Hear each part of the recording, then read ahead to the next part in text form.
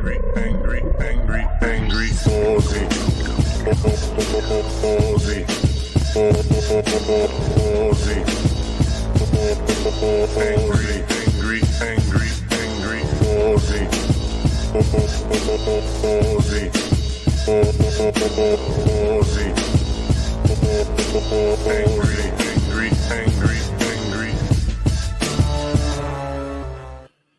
And lo and behold, it's Friday. What's with my hair? I brushed my hair just before coming out here, and now it's just doing whatever the fuck it wants. So what happens when I let my hair grow this long? My God. Grooming tips from Angry. If your hair grows, it's just all over the place. God damn it. Don't know what to do. Get a haircut, maybe. That's the thing I can do now. Get haircuts, although I haven't bothered to for a long time. Probably since like May last year. COVID, you know. I know some people obsessively rushed out and got a haircut when we were able to get them, because there's a couple months where hairdressers were shut in Melbourne, and then they were open and they got absolutely swamped. And I've just been letting my hair grow. That's my COVID look. And also not colouring it. So getting long-haired and grey-haired. Revealing my true colours, as the saying goes. Readers, good evening to you, sir. Hope you are well this fine Friday evening. A little bit of a end of week celebration, I think. Not that I found this week particularly challenging, but any excuse, you know. It's a bit disturbing to realize that like the third week of January is already over, you know. The first month will be over next weekend. The inexorable forward march of time is quite confronting, honestly. You know, it is what it is, but every now and then it's like, ooh, realization of irreversible passage of time. A little bit off-putting, just a little bit off-putting. So,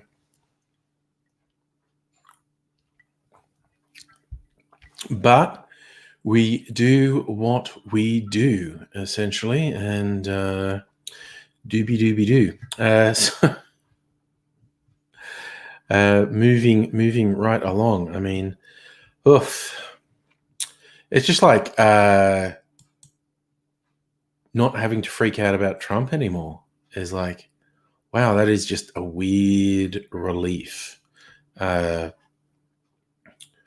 It's like knowing the whole time the existence of US President Donald Trump is really disturbing, but now he's gone. It is such a relief. Silumi, hello, good evening. I heard through your socials that your date went well, which is nice. And hello, Megalich. What's that, Raiders? Jimmy Barnes was busking in Burke Street today.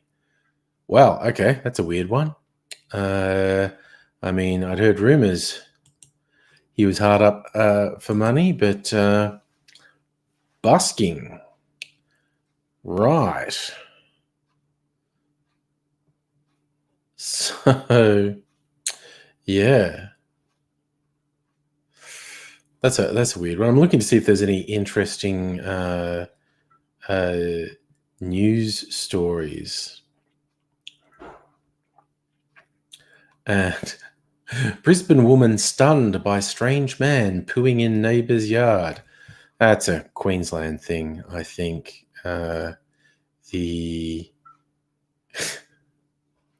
They had the poo jogger in Queensland as well, didn't they? Oh, had a nice time, Salumi. Very glad to hear it. Abigail's on a date tonight. Everyone's dating. What's it all about? And I'm going to have a meetup with YouTube peeps tomorrow for the first time in about a year. And then I'm going out on a date with Mrs. Angry. There you go. So, Lumi, you did resist the urge to eat 2 large pizzas and only ate 1, trying not to scare people away with your testosterone appetite. Hormones, eh? Hormones. What a thing they are. All their weird and wacky ways and how they change our bodies and indeed our psyches. We are so less in control of ourselves than we like to think, us humans. Driven by hormones and little microscopic creatures that we carry around in our bodies. Sometimes think that the microbes are the dominant life form and we're just a vehicle that carries them around. But because they make us do things.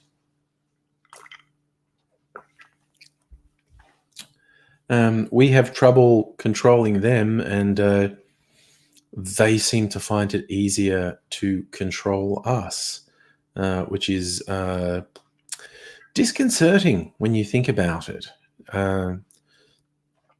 Us talking monkeys thinking we're on top of everything, but microscopic organisms, parasites, can dictate our behavior, which is quite weird to think of, honestly.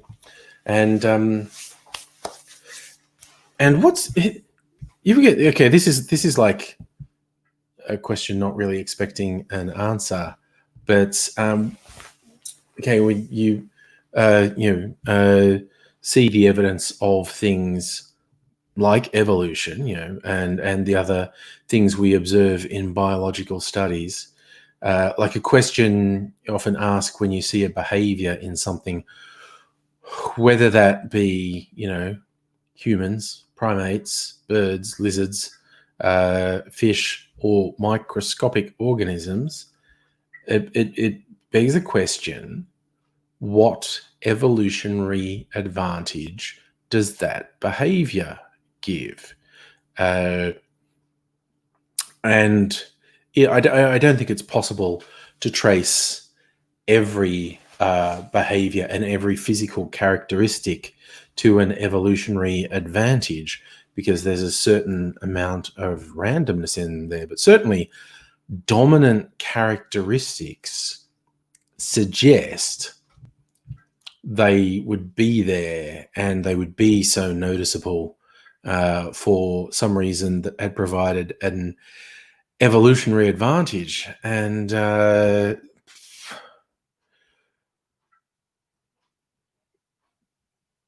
also, how conscious is that? Because the suggestion is not.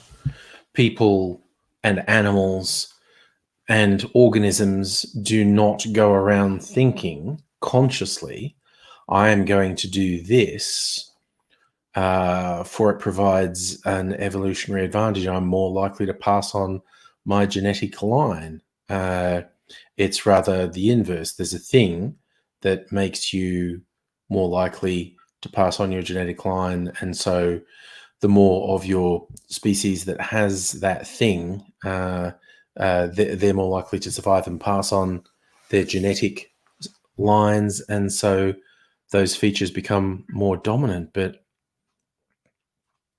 I often wonder, like, the urge to reproduce. Glee, Twitch might be buffering. You should definitely try YouTube. The urge to reproduce fascinates me. My understanding of studies in biology suggest there are very few species who indulge in sexual activity purely for pleasure. I believe humans and dolphins, and maybe some others. I could be wrong. This is hardly my area of expertise. But yeah, the reproductive urge fascinates me because it's how things go on, and how do things know to do it? Like, at what level is instinctual? I would, God, I could probably listen to, if someone who'd really studied that area of biology. I could probably listen to them for hours explaining, what the current thinking is on the reproductive urge, to what degree it's instinctual, to what degree it's a conscious choice by the animal. And yeah, because it's one of those things, when you really look at it and analyze it, sort of pick it apart, it's fucking weird. It's fucking weird. It's like, well, is the only reason anything exists to reproduce? And how does that make sense? It's really confusing, honestly. Sloomy wants to know reproduction. Kids are gross. Not for everyone. And admittedly, some people reproduce who definitely should not have. But, without getting into eugenics, that sort of thing is very difficult to control. So, yeah, I'm definitely of the feeling, whenever anyone says, I don't want kids, whether, you think kids are gross or for any other reason, I am 100% cool. Yeah, then you definitely shouldn't have kids, because there's probably too many people having kids as it is. Like I say, I don't want to get into eugenics, but there is enough population going on to not hassle someone who doesn't want kids. Oh no, Glee! Everything's messing with you. My voice is on your phone. Pictures on YouTube. Oh wow, got to sort it out. Shieldsy, Biden got a lot of signing ahead. Well, he fucking straight out of the gate. Was it like 17 things he signed on the first day? Maybe Biden's going to surprise me. I thought he would suck and be boring. Maybe he will actually introduce good policy over the next 4 years. Maybe it will just feel that way because he's not as fucking hideous as Trump. But, first couple of days of this journey, it's probably far too early to call anything on it. I love that as a phrase, Salumi, going to yeet your uterus. Once you've got private cover, it's happening.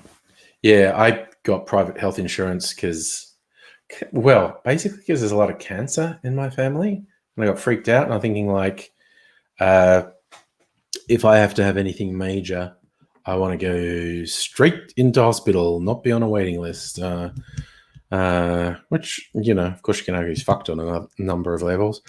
But yeah, so I did that when I had to have my my spit roast, the gastroscopy and endoscopy, because I had the little cancer scare, and they were going to check it out. And yeah, that moved real quick.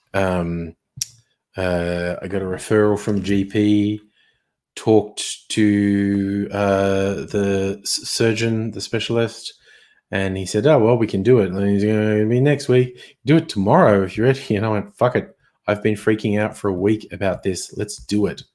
And yeah, so I did it the next morning. And last 24 hours was fun, when my paranoid thoughts really started to ramp up. Notably, a big one of thinking, like, what if I die on the operating table? Because people don't always come out of anesthetic. My fucking brain, honestly.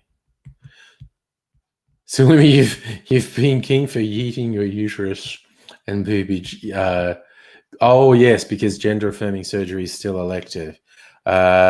Yes. So I imagine the public hospital wait would be quite long. And I mean, I spent a week freaking out about, possible cancer. I would not have done well psychologically waiting months to get in. I literally don't know how long it would have taken to get into a public hospital because I know, like all elective surgery got cancelled last year. So there'd be like a huge backlog of people in the system. And I don't know how elective they treat a gastroscopy. But yeah. Oh yeah, see, let me speaking firsthand. Cancer scares are shit.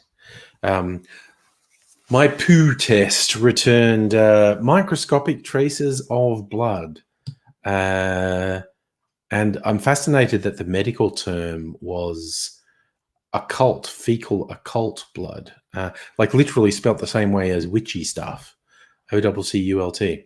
Not really sure what that is. Devils in my butt. But yes, turns out nothing. That's why we have the screening tests, because the screening tests look for early indicators that they might pick up when you're not actually sick, and that gives you a much better chance of dealing with shit.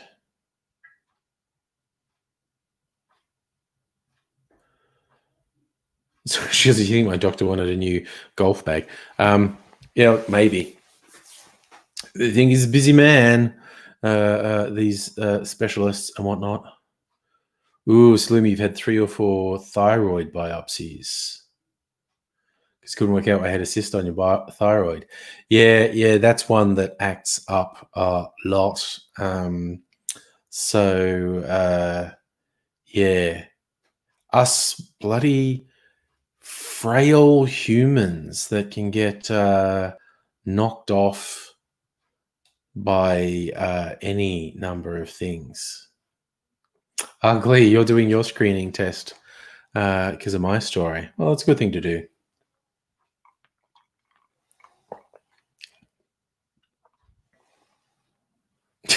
Still no answer. The 2 on your remaining side just chilling at the moment. So long as they're just chilling, I guess. Medical things are so fucking weird. Bodies, what are they about?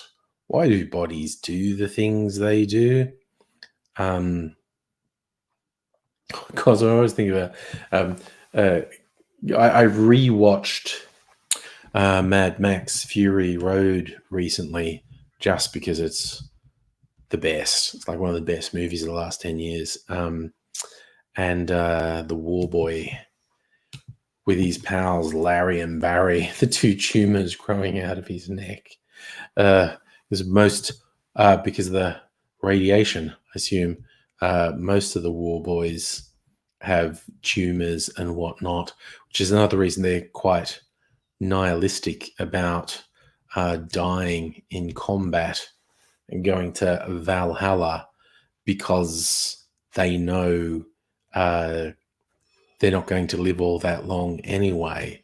So they want to die gloriously, which in terms of sort of totalitarian overlords is a great recipe. Young men who feel they have no future or are lacking in direction, and feed them visions of glory, and they will do all manner of things. Zvan, hello, how are you? I am fine, thank you. Pleasant Friday evening. Got my cocktail making outfit on. I'm gonna make some cocktails in a bit. I'm gonna go there. So Monday, first one I've got to shoot a video for is Burns Night. Where's my phone? Where did I put my phone? Fuck, it's in the other room. I have to get it at some point, I think. So I want to recite some Robbie Burns poems because Robbie Burns did rude poems. Yes, I agree, Glee. Think about supposed to be so evolved as humans, we still have to eat and poop. What a chore. And that's what I say with the creationists who try to dress up their ridiculous creationist fantasies by calling it intelligent design and say they're being scientific. Well, how could something as complex as humans have evolved randomly? There's an intelligent designer behind it, which is fucking stupid as shit. There's no evidence to support that at all. But if intelligent design, honestly, at best, semi-intelligent design, and if I was grading the designer, it would be very mixed grades. Let me tell you, if I start with the good stuff like sex, A+. That's an excellent design element. Very happy with that. But then it quickly devolves. We've been talking about cancer and thyroid things. Who designs terrible flaws like that into systems? F for just disease. That's an F. If we were being designed, you should have designed us with no disease. It's a no-brainer. And having to poop. That's ridiculous. Another F for pooping. Why didn't you make our bodies more efficient? We actually lose a lot of weight. A lot of waste from eating actually does come out in our breath. Why doesn't all of it? Why doesn't our body literally process everything and break everything down and gently release it either through the pores in our skin or through our breath? That's pooping F. Oh my God, Zvan, I've seen that one. That idiot Kirk Cameron has said, and this just blows my mind that someone can say something this stupid thinking they're being smart. They said the banana is proof that God exists and designed us because the curve of the banana fits perfectly into the human hand. That can't be a coincidence. And that's stupid on so many levels. First, because the curve of the banana doesn't fit perfectly. My hand's not curved. It's stupid. And those curved bananas by humans over the last 100 years or so. The natural state for bananas is short, straight things. The longer curved bananas were genetically engineered by humans. And it's just so embarrassing when people say something so stupid and appear to think they've just done this killer, proved it moment. It's fucking embarrassing. That's like Ben Shapiro and, rising water levels, people will just sell their houses stupid. And Zvan, you've taken Monday off. One of my co-workers has as well for a 4-day weekend.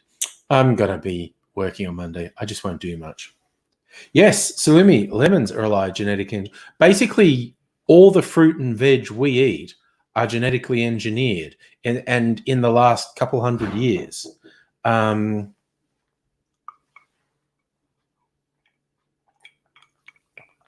It's ridiculous.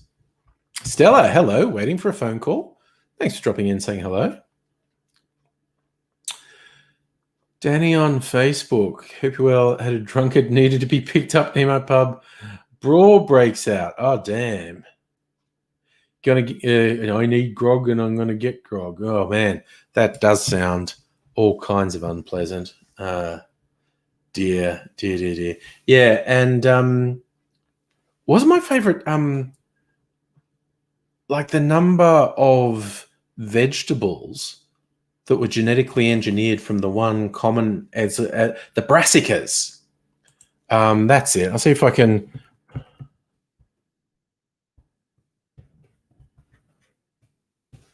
Yeah,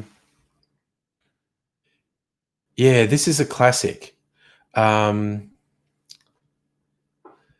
original brassica plant, different elements of it were selectively bred by farmers, and we get these, what to me look like completely unrelated plants, but they were all selectively bred from the same brassica ancestor. It's cabbage, Brussels sprouts, kohlrabi, kale, broccoli, cauliflower.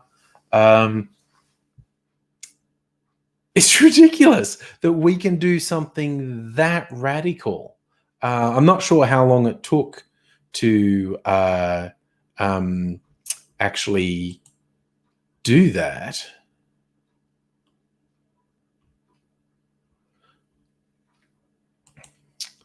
Oh, does the Wikipedia tell us when it was started? No, I can't be bothered reading that. Wouldn't be very interesting viewing me trying to do it. Yes, broccoli's a hybrid raiders. Yes. Oh my God, yes, Van. The way humans genetically engineered dogs is absolutely wild. Zeppelin Imagineer, hello, good evening.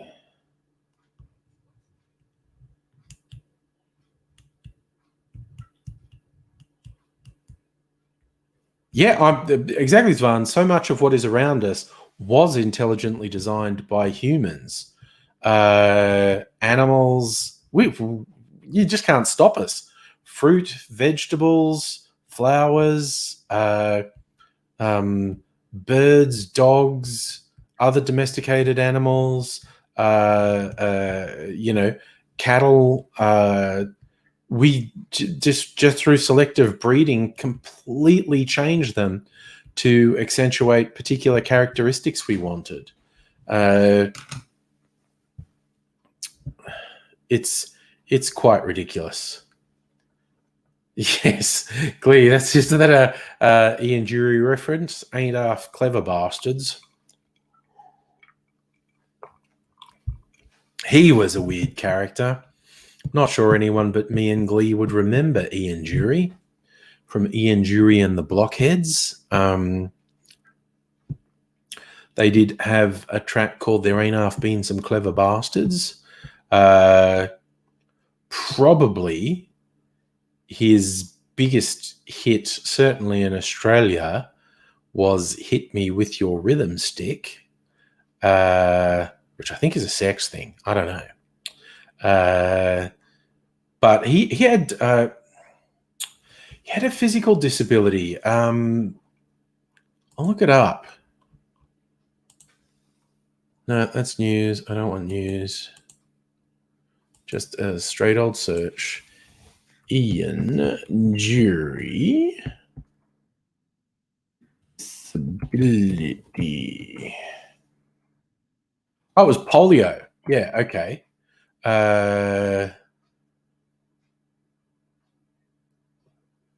Yes, so Ian Jury had physical disability as a result of polio.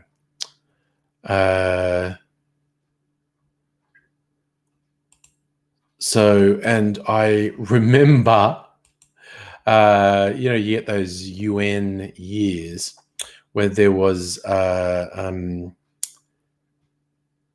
he died that long ago, 2000. Died of cancer over 20 years ago, almost 21 years ago. Jesus, that was a long time ago. I didn't realize that. Yes, so Ian Jury had damage to an arm and leg because of polio, and when the UN International Year of the Disabled came out, he hated it. He thought it was gross sort of pandering, and the Blockheads released a song called Spasticus Autisticus.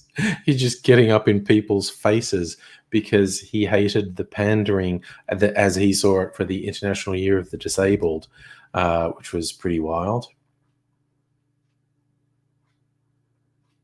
Stella, I've heard that bit.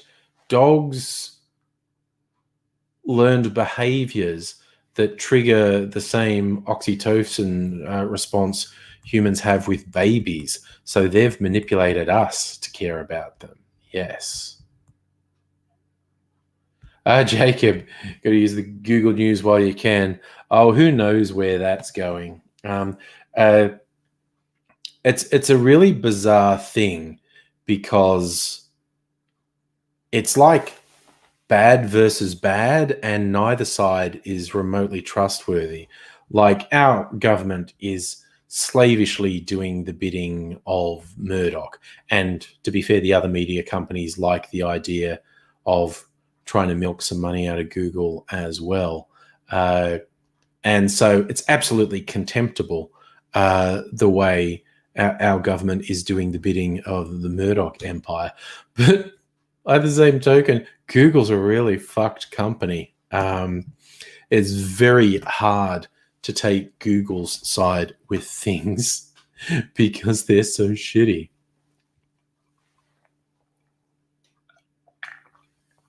Evening, Safa.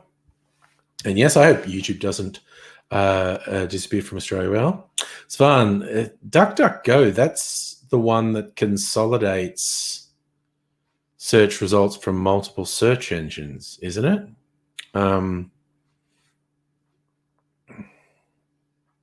Yes, I really don't want YouTube to go away, but for all its flaws, and its flaws are many and varied. But yes, there is no getting around. Google is actually a pretty fucked company, and certainly should be paying more in taxes. Danny, you're surprised at James Murdoch going against grain? I kind of take James Murdoch at his word, and that he's been inside the machine for so long and he's seen it, and he's finally, it's got too much. He's absolutely disgusted by the way the Murdoch empire subverts truth and reality, and is speaking out against it. Raiders, I agree. If you were going to force me to pick a side between Google and Murdoch, Costello, Kerry Stokes, I would take Google's side. Like I said, not without reservations. But yes, Murdoch is shit. And Ashoka, yes, Google's monopoly behavior is weird. Annette, Heidi ho to you. Urs Van, you used to work at News Corp when your publication was purchased. You were verifying it as a very ugly company. Oh, it's only got worse. But, I'm old enough to remember the stories of what News Corporation was like in the 80s. And it was fucked then. And it's just got worse year on year since then. That's a good one, Ashoka. Who's the worst between Microsoft or Google? Microsoft were really bad, like literally criminally bad in the 90s, and they do less of that now. Comparing to the modern behemoths like Google, Apple, and Facebook, my personal take, Facebook the worst, easy.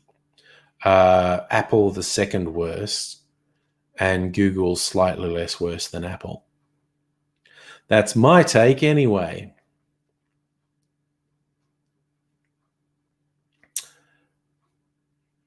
Safa, there's a question. Would Android mobile stop selling in Australia if Google leaves Oz? I'm not sure the suggestion is Google is going to leave Australia or not be able to use their services in Australia, but that they were going to just not publish Google News in Australia.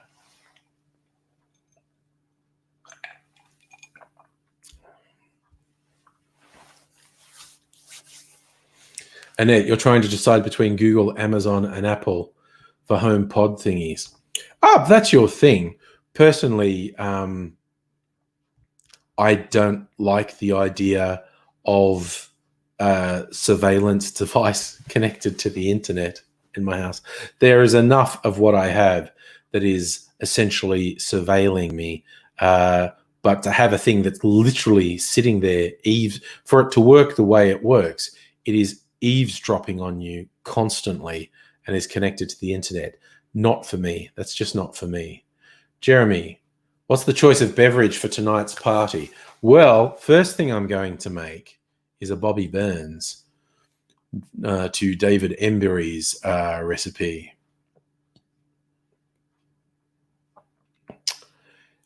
Apparently published it in 1953. Fine Art of Mixing Drinks.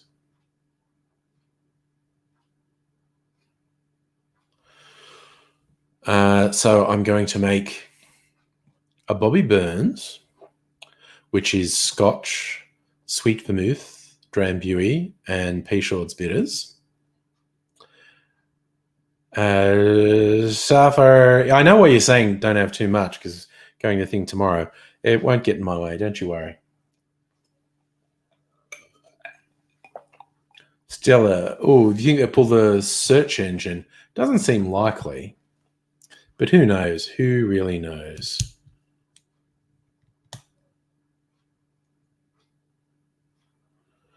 Danny, YouTube savage with people who play music. Again, to be fair, that isn't really YouTube.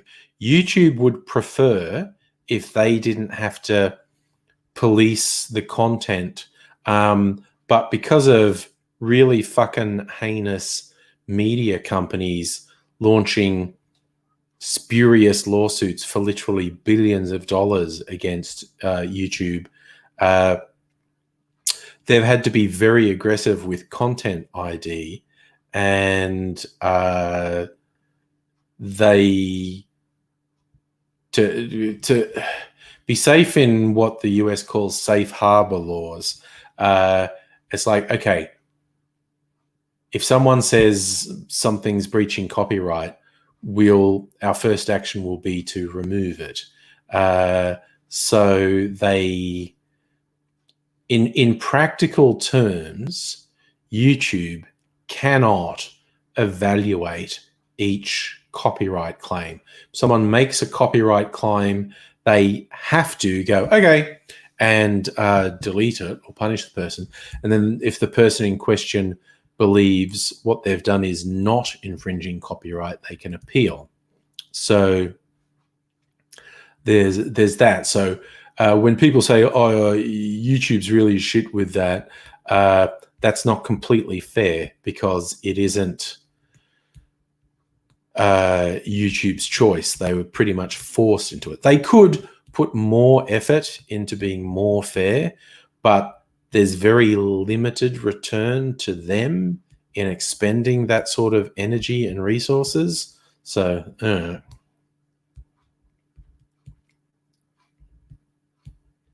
sure, you sent an email about strawberries on Gmail, and an hour later you get an ad for strawberries. Yeah, that's basically, they are selling you to advertisers. Yes, Arthur Murdoch's trying to destroy the internet in Australia. Glee, your BFF gave you the Google Home Hub, said it was the devil. Yeah, I don't want them. I don't want always listening surveillance devices in my house.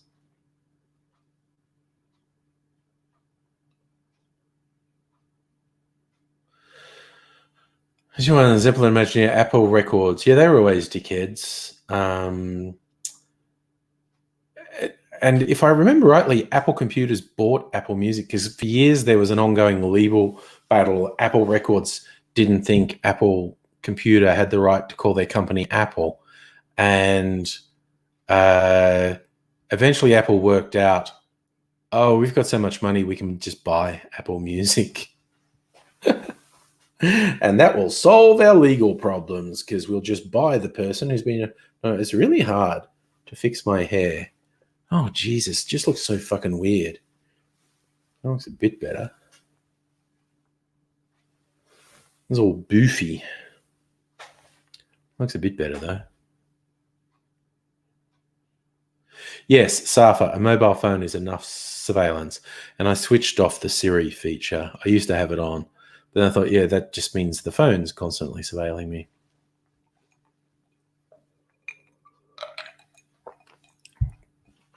So, yes, it's a weird old world we live in.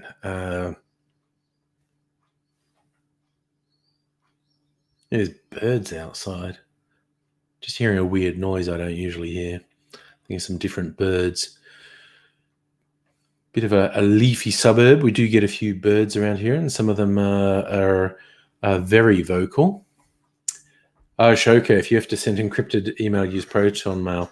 I have to admit, I'm super fucking lazy. I don't do half the security things I should do. And no, Safa, I've never had an Android mobile. Prior to getting an iPhone, and the first iPhone I got was the iPhone 3, I had like Nokias or Motorola's, and they were dumb phones. They didn't have operating systems as such. Danny reckon that looks like a professor. In the mornings, my hair's everywhere. Mrs. Angry has said I look like a mad professor. Big bad ads. Did I see Scummo daring Google to leave Australia today? I did not. And that would be very bad along lines with the absolute fucking assholes in the LNP daring the car manufacturers to leave Australia. And they all did. And somehow the LNP wasn't absolutely crucified for killing the Holden brand. I still can't understand how that didn't destroy them. I think a big part of it is tied up in the cowardice of the Labor Party and how they wouldn't aggressively attack the Liberals because they were just doing the "I'm not that guy" strategy, which is pathetic. But anyway, and that damn birds. All holidays you've been hearing Shay randomly shout fucking birds so loud they interrupt her video calls. Yeah, a bit like that.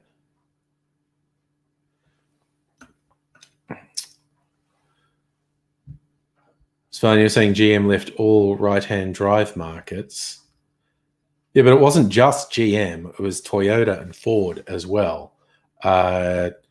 And that is a really significant loss to Australia, and it's because the LNP are fucking cunts. So, yes, not really in the mood to mitigate their fuckery.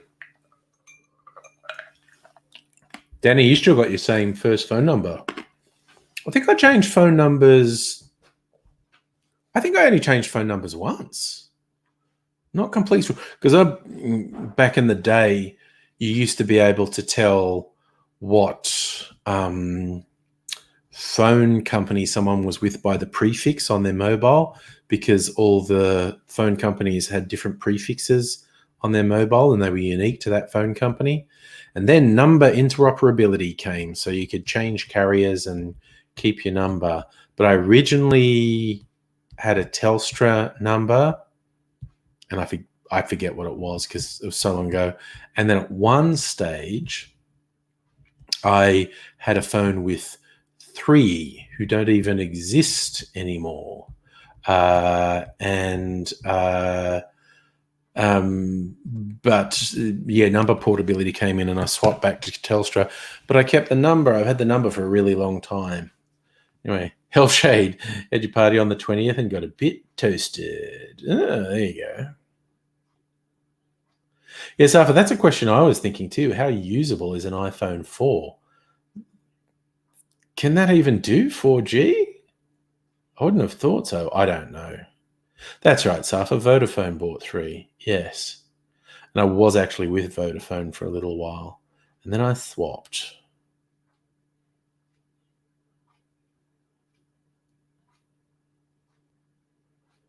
Yeah, Raiders, I think you might be right. And I think I might have had the 0408 prefix in the early days with Telstra. But Zvan,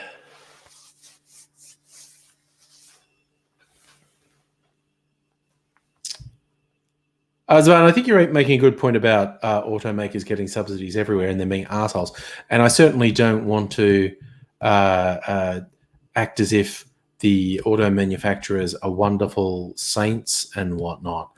But to lose that manufacturing base permanently in Australia is very damaging. There needed to be some sort of balance between don't over subsidize the manufacturers, but there is really significant value in keeping that manufacturing base in Australia. And the LNP are just clueless fucking arseholes. They're just scum. Oh, quickly saying, so the iPhone 4 only does 3G, can't download to iOS 9. It's got to just be unusable sometime very soon.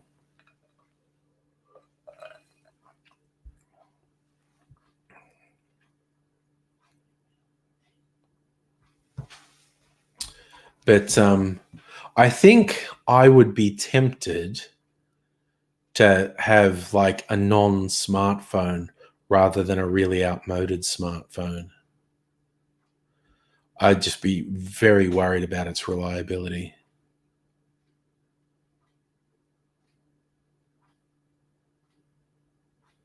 God, Stella, you've still got your original 0408 number from when you were 17. Like I said, I think I only changed numbers once. I couldn't really swear to that. But I think I only changed the number the once. God,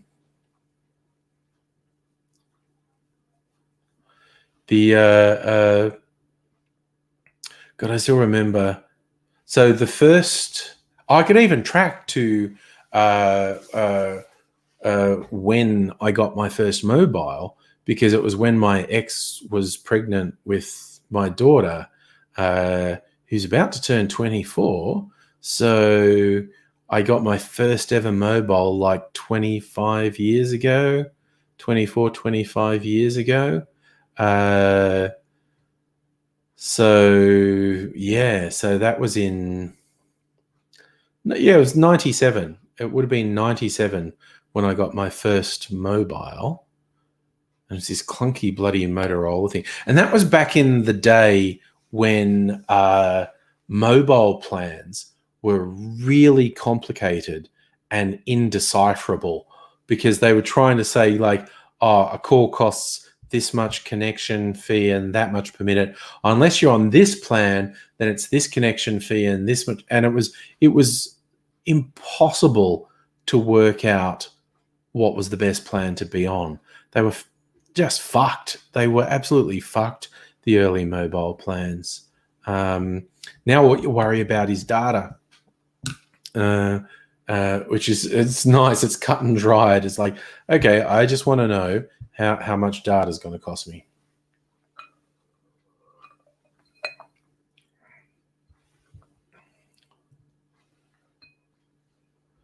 But Ashoka, you can't see a reason for G5 for 5G. Sorry, what was that doing my head in?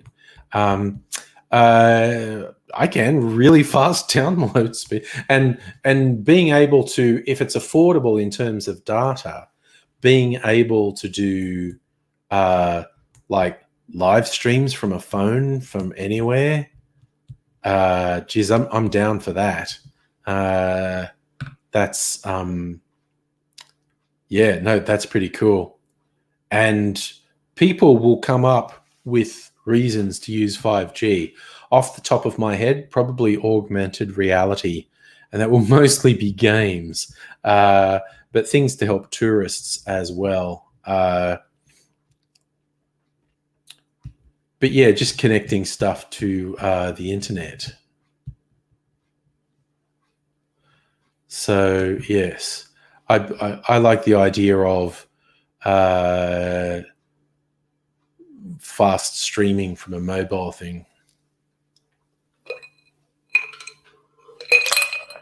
Danny, when you hooked up to the internet in the 80s, in the 90s for Aussie Mail, about $600. I don't even remember. I'm sure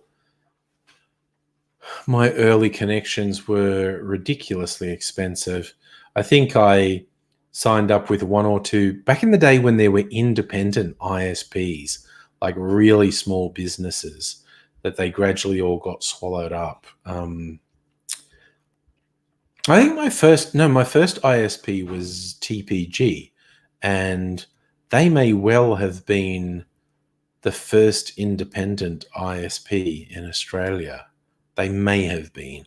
I'm not 100% sure on that, but by independent, I mean outside of the big phone companies. So yeah. It's funny, yeah. A 5G real-time backup of videos, photos, dash cam, a 5G dash cam, being able to live stream your drives. Yeah, me and my obsession with video, I just immediately think of 5G, just being able to do live streams from anywhere. That would be cool. But like all technology, like when you look at how fast computers were 20 years ago, people couldn't even conceive of how fast computers are now. People would go, oh, Moore's law, they'd be this fast. But, the the rate at which the power and speed and storage capacity grew and how cheap everything got, is absolutely mind-blowing. And yeah, and if you'd have told people back then how powerful computers would be, they go, what could you possibly use that for? Because they couldn't conceive of the sort of applications and games that we run on them now. So anything about, or why would you need that much processing power or that much internet speed, or people will come up with stuff that we really want to do that requires it. It's that simple. Oh yeah, Glee, the amount of RAM in a phone. The fucking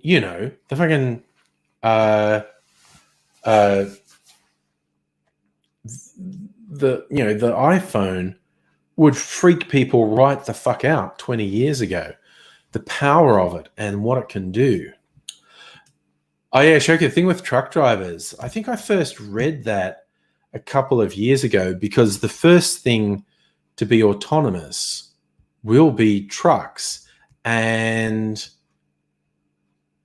I think definitely in the US, truck driver is the most common job in the majority of states. And there's also a huge infrastructure to support truck drivers. And that's all under threat. That's all under threat with autonomous vehicles. But for me, thing that I haven't really seen people address, because whenever you talk about autonomous cars, quite rightly, people talk about, well, how are you going to stop them from having accidents? And that's the big, most obvious thing. But the thing with trucks, with autonomous trucks, freight trucks driving around everywhere, they would be such a target for thieves. So there's going to have to, I don't think you'd be paid much to be the truck's nanny. But all you'd have to do is sit there or lie there or whatever.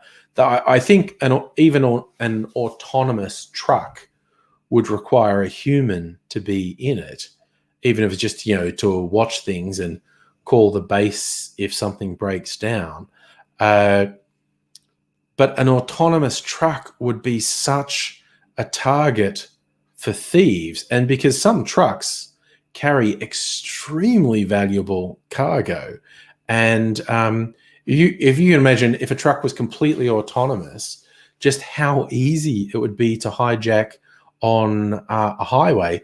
All you'd need is a couple of vehicles to surround it, and then you slow right down and don't give the truck any opportunity to change. And so the truck has to stop. You just surround it. So like on an average highway, that would only take 3 cars, one in front of it, one, if it's a multi-lane highway, one next to it, and one behind it. And you just uniformly slow down and stop, and the truck would have to stop. And if there's no person in it, there's no one to stop you from stealing whatever's in the truck. And don't listen to anyone who says they're going to make something theft proof, because there's no such fucking thing. But yeah, completely autonomous trucks would be a very tempting target for thieves.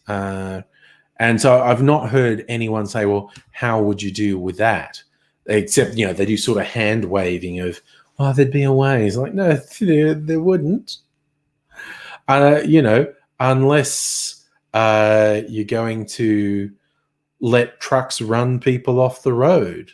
But in that case, there would be legitimate circumstances when a car in front of a truck had to stop. Are you saying, like, if you break down, a truck is allowed to knock you off the road? And certainly some capitalists would be all for that. But that to me is a question that I haven't seen anyone answer. If you had completely autonomous trucks, how would you stop theft? Because particularly in a country like Australia with huge stretches of fucking nowhere on roads, the idea of being able to stop a truck and not have to deal with a person, very, very tempting to think. Oh my God, Danny, that's showing your age. Jewel. For those who don't know, I think that was Steven Spielberg's first feature film, possibly. And this guy played by Dennis Weaver, who basically gets in a fight with a truck driver, and you never even see the truck driver. But after sort of a highway road rage thing, the rest of the movie is the truck driver trying to kill the guy in the car. But yeah.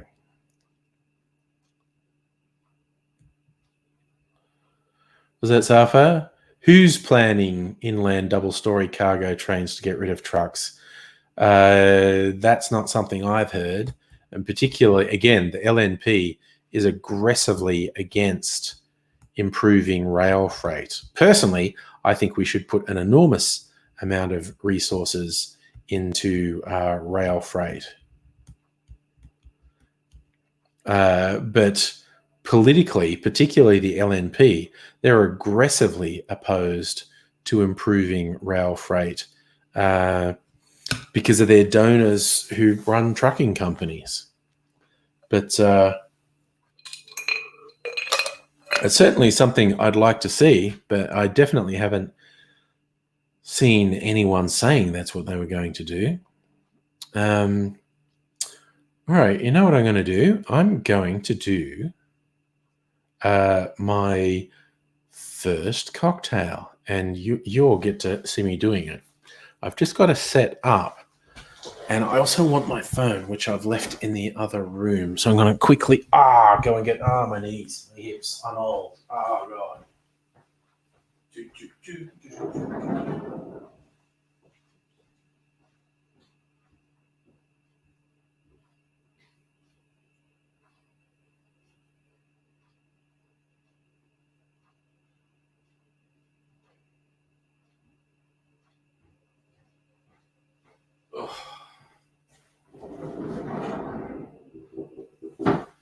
Right, set my camera up.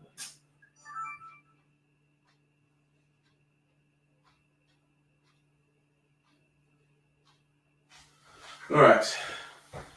Just so you know, I'm still here. Oh, goodness me. So, all right. Let's set this camera.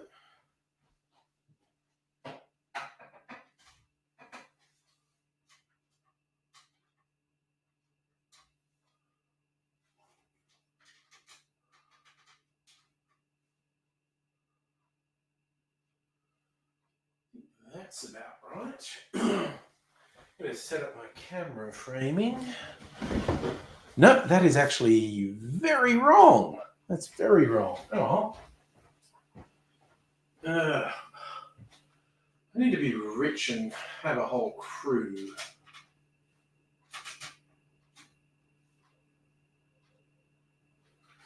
How's that? Doing this all by yourself is a drag. Neat. Put that up here a bit. What are we doing? So, that's almost right. That is almost right. I just got to do.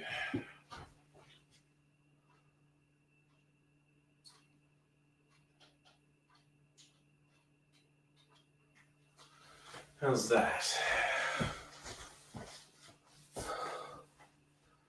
I think that's right.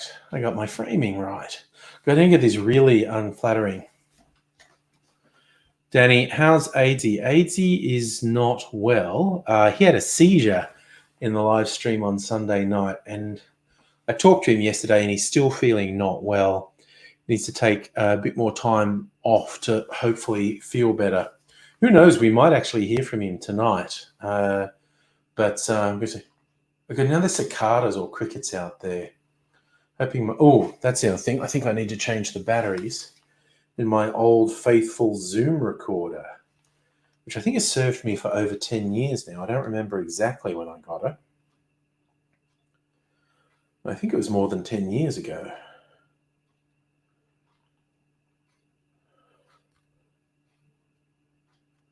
Okay, I think I can record some. Use the batteries to their maximum, but don't want to. All right, I'm going to get my scotch, which is up here. A little sample packet of scotch. So, what have I got here? Hellion, hello, Kirsten, saying hello. Oh, you're going to spend time with the husband. That's nice. And hello, Fox, as well.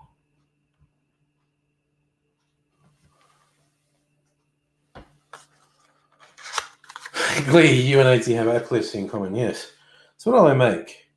Black Label 12-year-old. By coincidence, I think this actually calls for a 12-year-old. Chivas Regal Extra 12-year-old. All right, I'm going to use Johnny Walker 12-year-old. There's also an 18-year-old in here.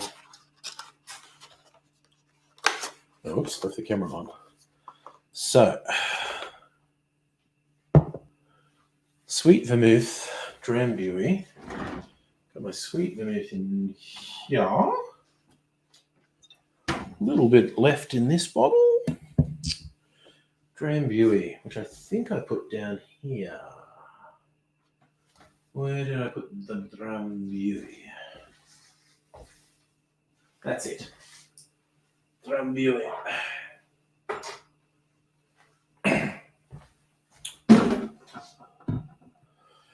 And Peychaud's bitters. Peychaud's bitters. And we suggest Nick and Nora glass. All right. It's a stirred drink, yeah? Stirred drink.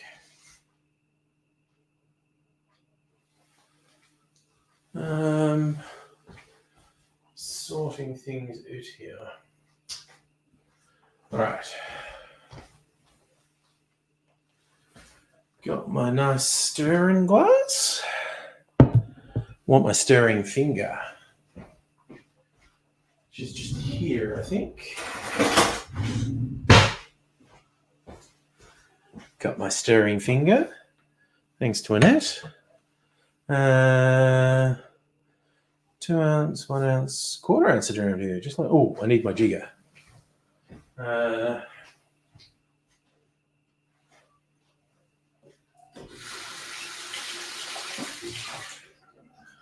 All right.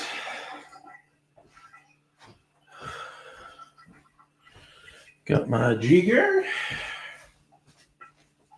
I think I'll chill this glass. Put it in my freezer. Just put that there.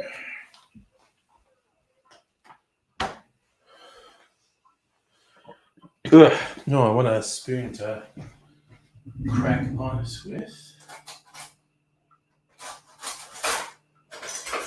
I think this one will do.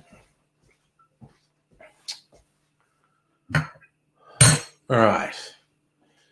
All right.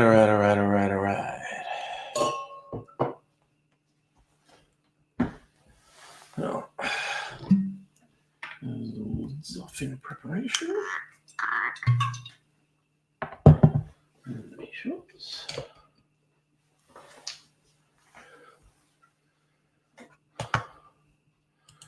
All right. Danny's drinking Butterfly Effect Sauvignon 2020. Nice new one. Okay. So now I'm going to make a Bobby Burns. I'm just doing this, trying. Stupid long hair. I can't do anything with it. Right. Okay, you get to see behind the scenes now as I make this video from the Cocktail Channel.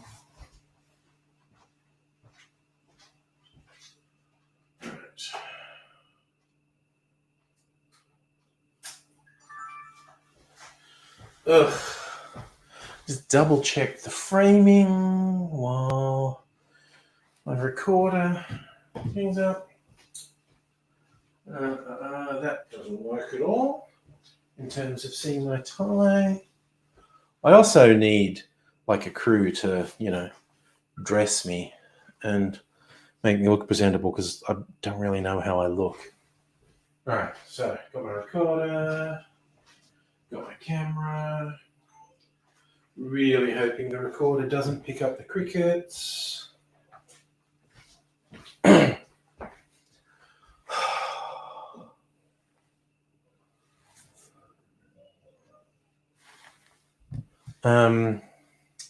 That's what I had to do. A rude Robbie Burns poem. Oh, wait, there's a message from AZ. Okay, he has to wait. So I'm going to look up rude Robbie Burns.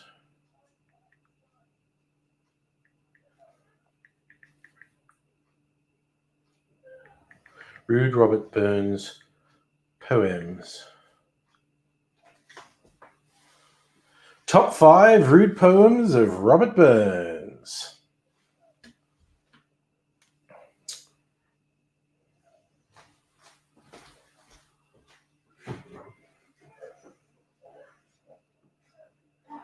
Would you mind turning it down a little bit when you get a chance? Just a little.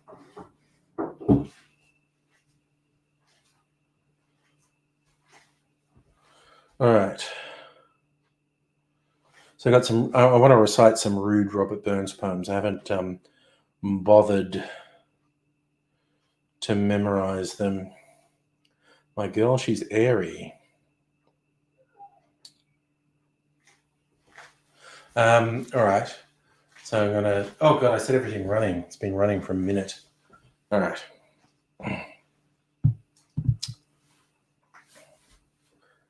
Wait, did Burns do Auld Lang Syne?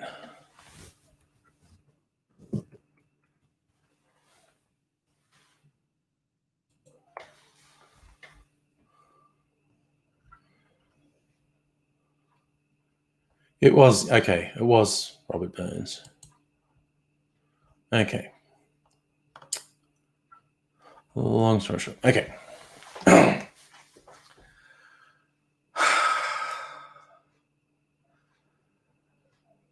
G'day, cocktail lovers. I hope you've been keeping well.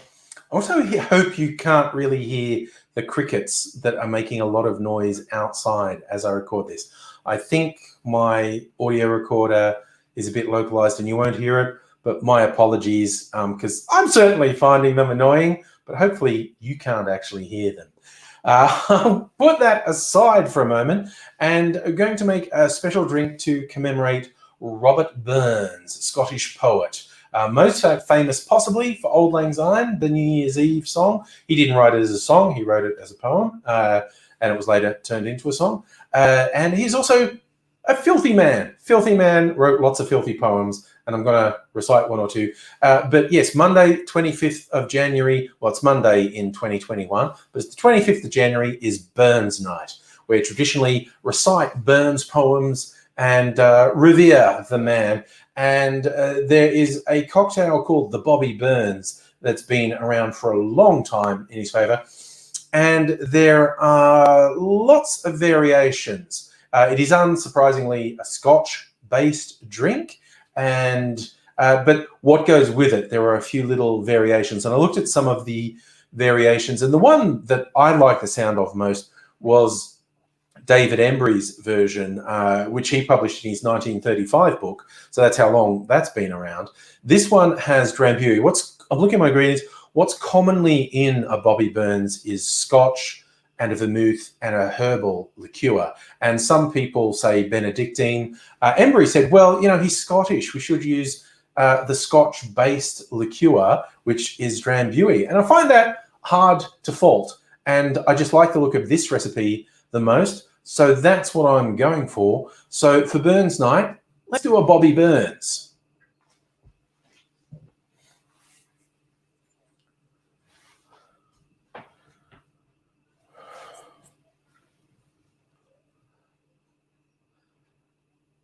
First and foremost comes the Scotch, and the only actual Scotch I have are these little gift-sized bottles, sample bottles I got in a little gift pack.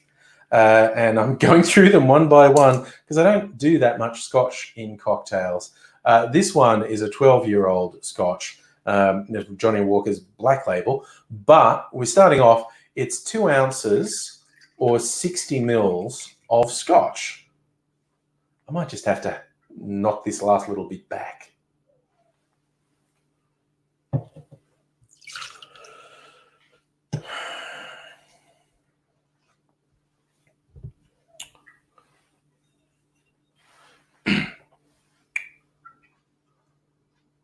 We're also going to add 1 ounce of a sweet red vermouth. In my case, I'm using an Australian vermouth that tends to be my go-to for sweet vermouths, to the point where it's almost gone. My Unico Yuzu, besides being a red wine-based vermouth, it uses the Japanese citrus yuzu in it. It's really good.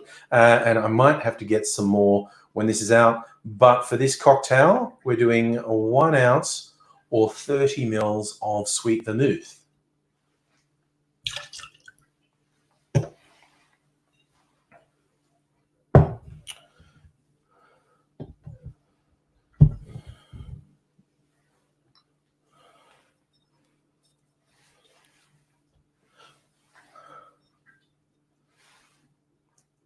As I said, I'm adding Drambuie to this version of the Bobby Burns, but just a splash really, 1/4 ounce. So somewhere between like a bar spoon and like 7.5 mils. Technically should be 7.5 mils. If you don't have something that judges it that finely, the average bar spoon's about 5 mils. So if you slightly overfilled a bar spoon, you'd be doing okay.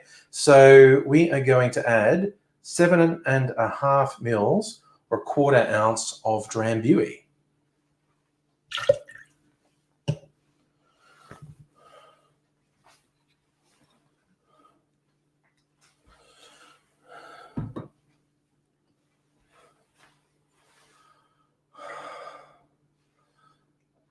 The final touch is 2 dashes of Peychaud's bitters, or a Creole style bitters. Now, you can of course use Angostura or another aromatic bitters if that's what you had. This was Embry's recommendation. He thought the Creole style bitters went better with Scotch than the aromatic bitters, but it's up to you. Right now I'm going to add 2 dashes of Peychaud's bitters.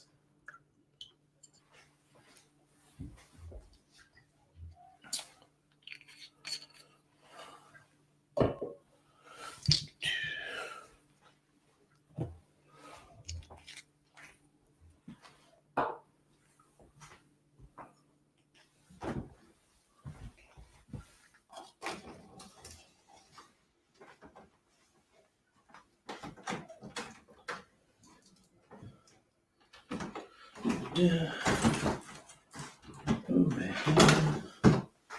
Over there. I forgot to crack my ice, so I'll have to do that now. I don't think I'll do that for the video. That'll be an off-camera thing because I usually fuck up the ice cracking.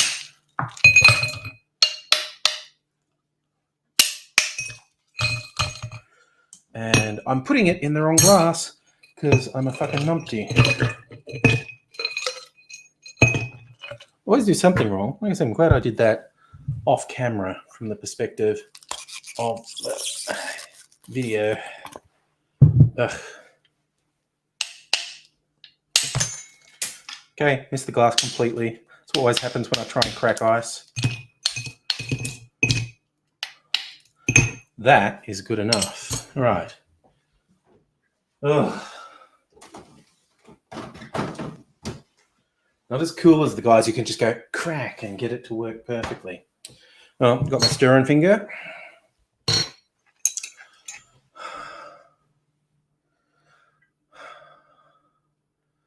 Like most all booze cocktails, this is a stirred cocktail. So I've added a lot of ice to the stirring glass. Got my stirring finger. Use a spoon if you don't have a handy finger. And we'll stir that for about 15 seconds. Chill it. Get a little bit of dilution.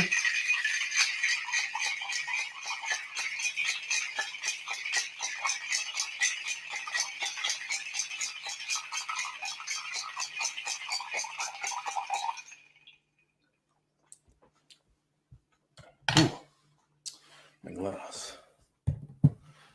Need my Hawthorne strainer as well.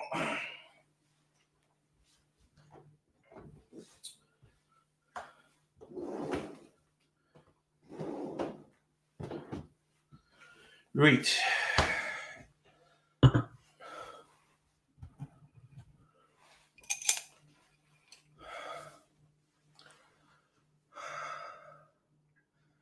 I've been chilling a Nick and Nora glass, so I'm going to use my Hawthorne strainer to strain out the ice. Shouldn't have to worry about double straining because being stirred, there shouldn't be any little ice shards in there. So strain into our Nick and Nora. Put that down and hope not to spill anything. Oh, I'm so awkward. Okay, so that's a rather spectacular color in our drink, thanks mainly to the red vermouth, and the red Peychaud's bitters help as well. Fantastic color. Yeah, got that slight smoke from the scotch on the nose, but let's see what it tastes like.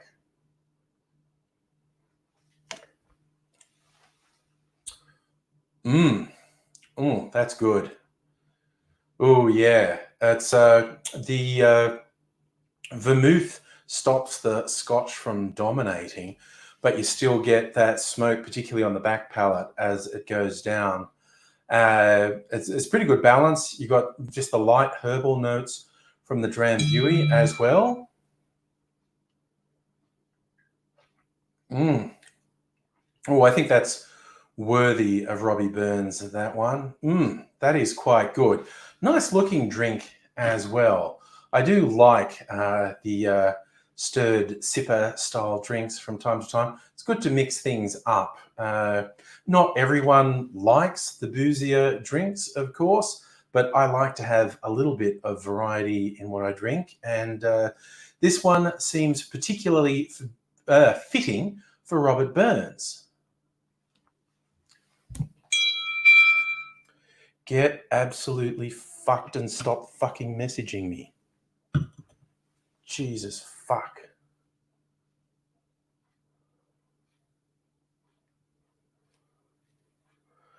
Right.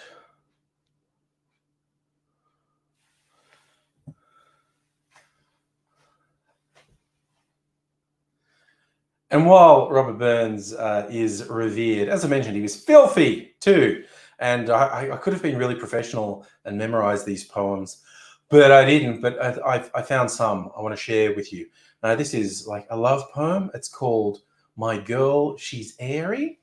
It goes, my girl, she's airy, she's buxom and gay. Her breath is as sweet as the blossoms in May. A touch of her lips, it ravishes quite. She's always good-natured, good-humoured and free. She dances, she glances, she smiles with a glee. Her eyes are the lightnings of joy and delight. Her slender neck, her handsome waist, her hair well buckled, her stays well laced, her taper white leg with an et and AC for her ABED and her CUNT. And oh, for the joys of a long winter night. And no, I did not make that bit up. That is in his poem. And it wasn't just poems. He wrote epitaphs. Like, it's like if you're a friend, you probably want Burns to write you an epitaph, like this one that he actually wrote for someone called Hugh Logan. Here lies Squire Hugh, ye harlot crew, come make your water on him. I'm sure that he well pleased would be to think ye pished upon him. So either he really liked Squire Hugh, but Squire Hugh, like certain former US presidents were rumored to be, being a bit of the water play, and he thought Squire Hugh, oh, get fucked. I'm busy. Fuck.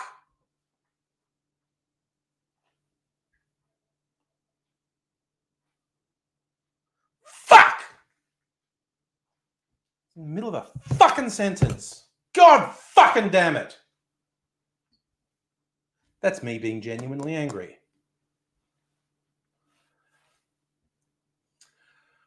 All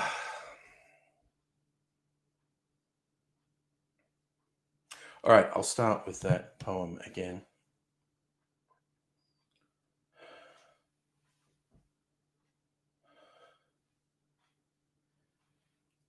Here lies Squire Hugh, ye harlot crew, come make your water on him. I'm sure that he well pleased would be to think he pished upon him. So yeah, either he liked Hugh Logan and thought that the guy was really into being, the water sports like certain former US presidents were reputed to be. And so he genuinely thought Hugh would like it, or he really didn't like Hugh and was just inviting people to piss on his grave. But yes, that is the highbrow nature of one. I'm celebrating Burns Night with a Robbie Burns. Maybe you will too. Maybe you'll read one of his refined poems or one of his bawdy ones.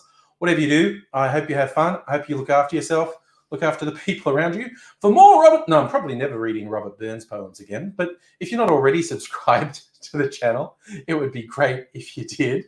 And I look forward to having you along for further cocktail adventures. But until then, I'll say take care and cheers. Oh dear. Okay. Yeah.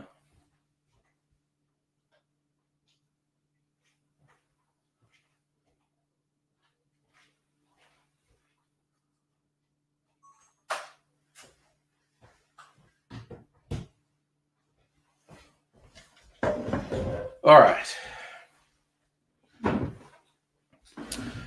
Fucking hell. I'll sort this shit out. What's this fucking camera doing now? Okay.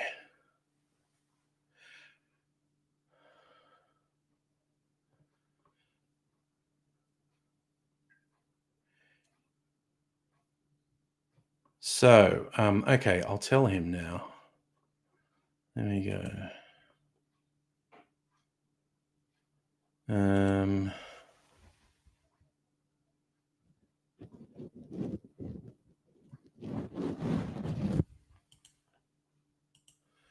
Yes, AD wanted to check in and say hello.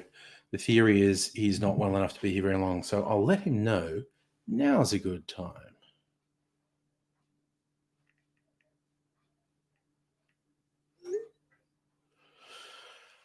God damn it.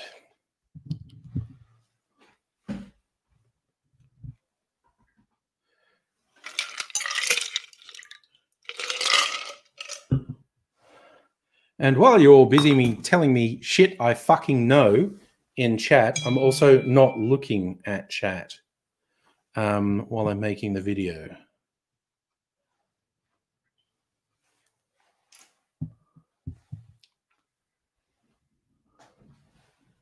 Oh, well, that's an interesting one. Sorry, you got sent a documentary on Jerry Humphreys, the loved one, sent by an old boyfriend from about 48 years ago. That's cool. That's really cool. Mm. This is very interesting. Certainly, it's not my favorite cocktail. It's nice though. So theoretically, we're going to see Aidsy quite soon.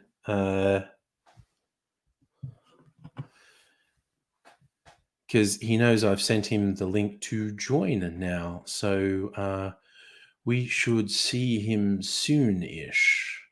Into meantime, I'm going to get my Italy had its own Cosmo.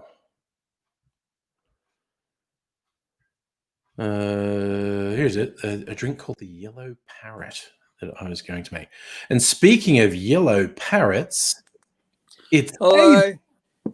Hello, I'm a yellow parrot because I've got jaundice, because I've got the lurgy, and I've got the lurgy because I got touched by people of a lesser race.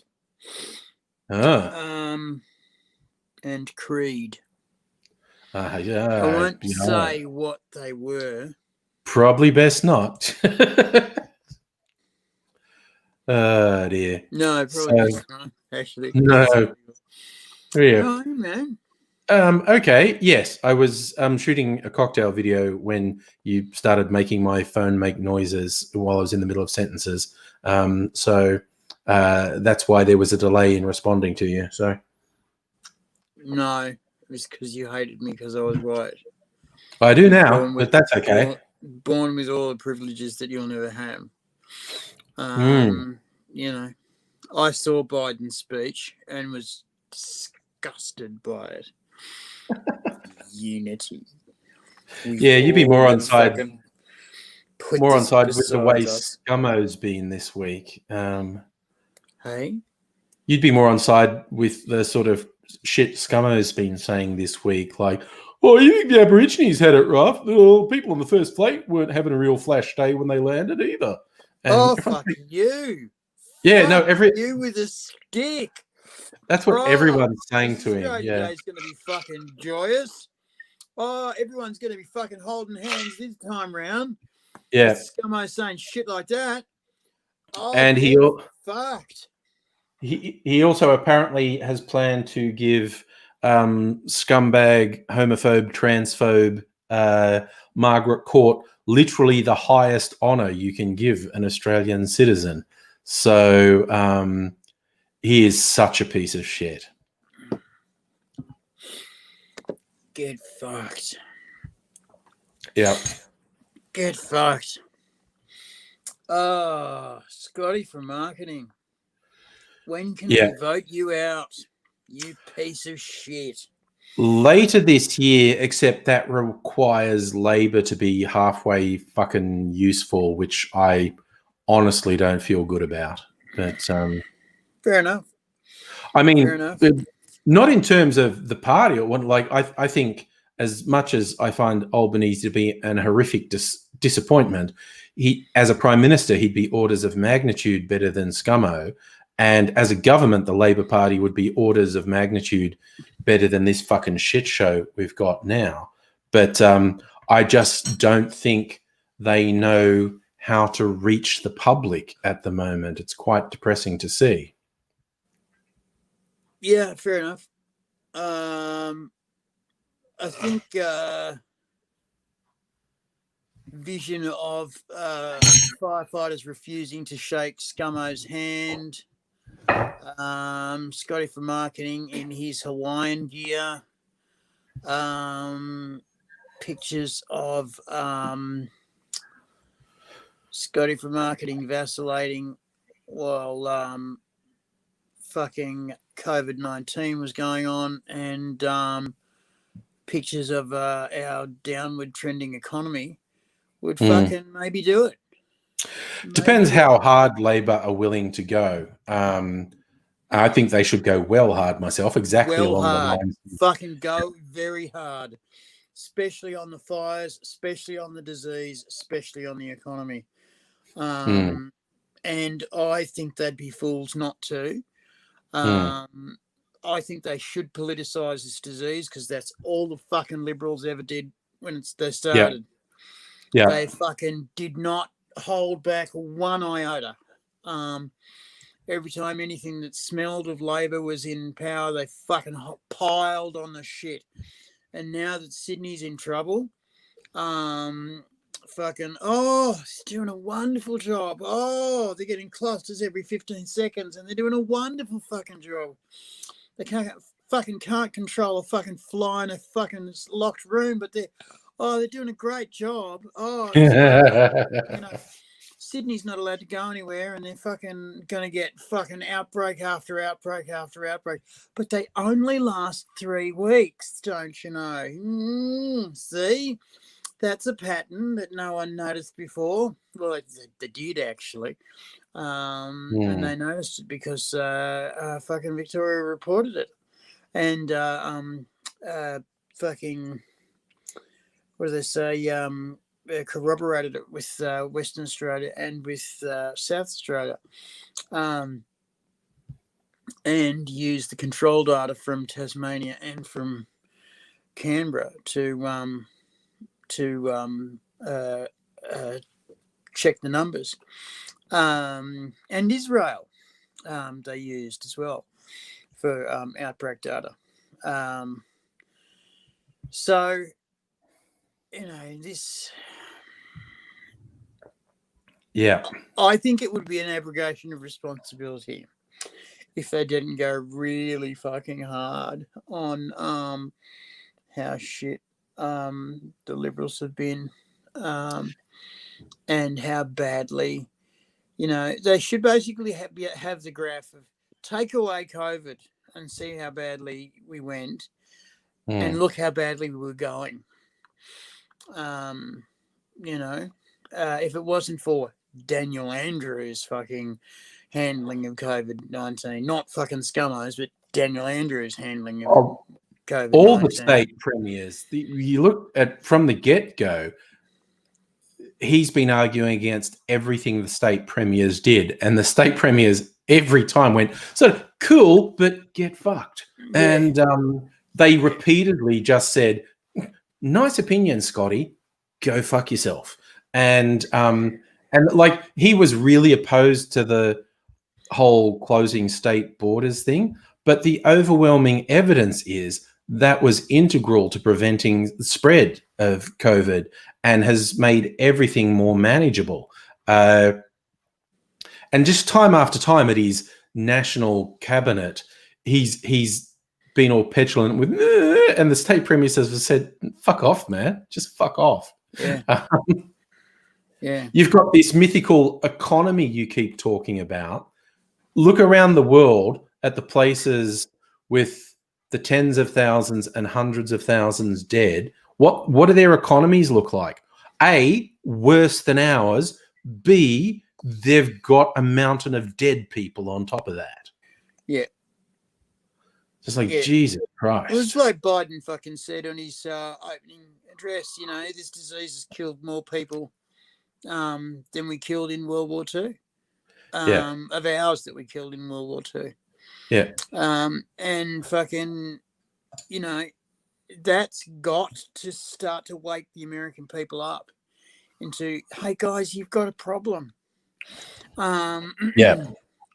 Well, they've managed to tick past 400,000 dead before Trump left office, and it's just going to get worse.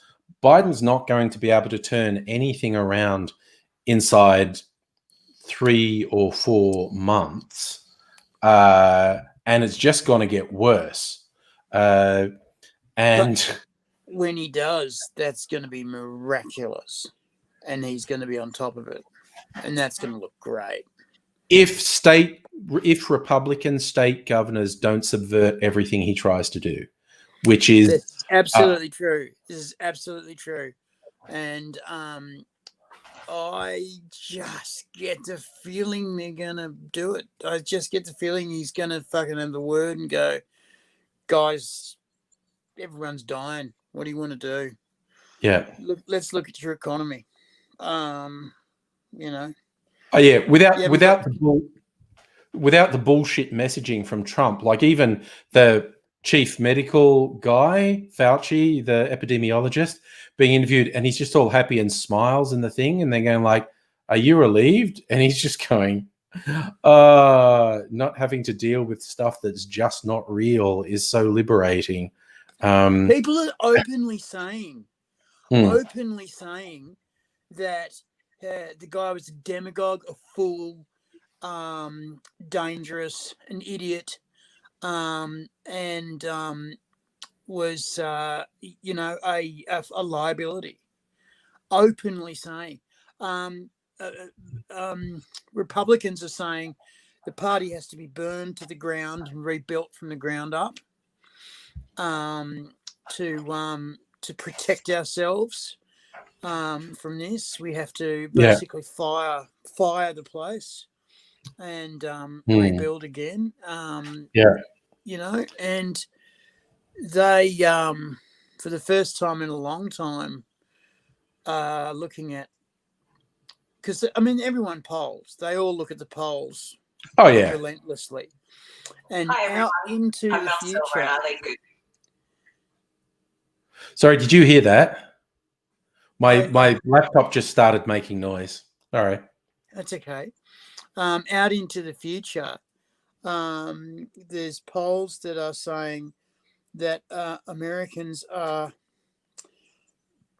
becoming so distrustful of the Republican Party that they're now double checking everything they hear, that they say, and that cripples you as a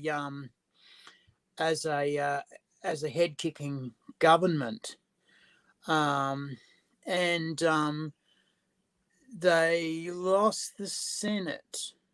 Yep, which was pretty wild. They don't have the House this time either. Nope. So the Democrats can do anything. Free run. Yeah. 4 years. No, 2 years. 2 years. Midterm. 2 years he's got a free run. So if he he does good in those 2 years, they'll increase their majority in the midterms. And if he can do that, then he's got a free run till election time, turn it around again, run it again. And yeah, all he's got to do is keep on fucking doing what he's doing. And he's deeply into climate change. He's deeply into, and he's one of the guys who says you can industrialize saving the climate. You can industrialize solutions for climate change and make some fucking cash out of it. So done correctly, you can fucking clean up. There might be some opportunities for Australian scientists in the solar industry. Who knows? It might be a bit of fucking science bucks in there. That'd be nice. It's actually interesting to me. I've been following this. One of my friends is a New Zealand greenie. So obviously, fucking start heaping criticism now.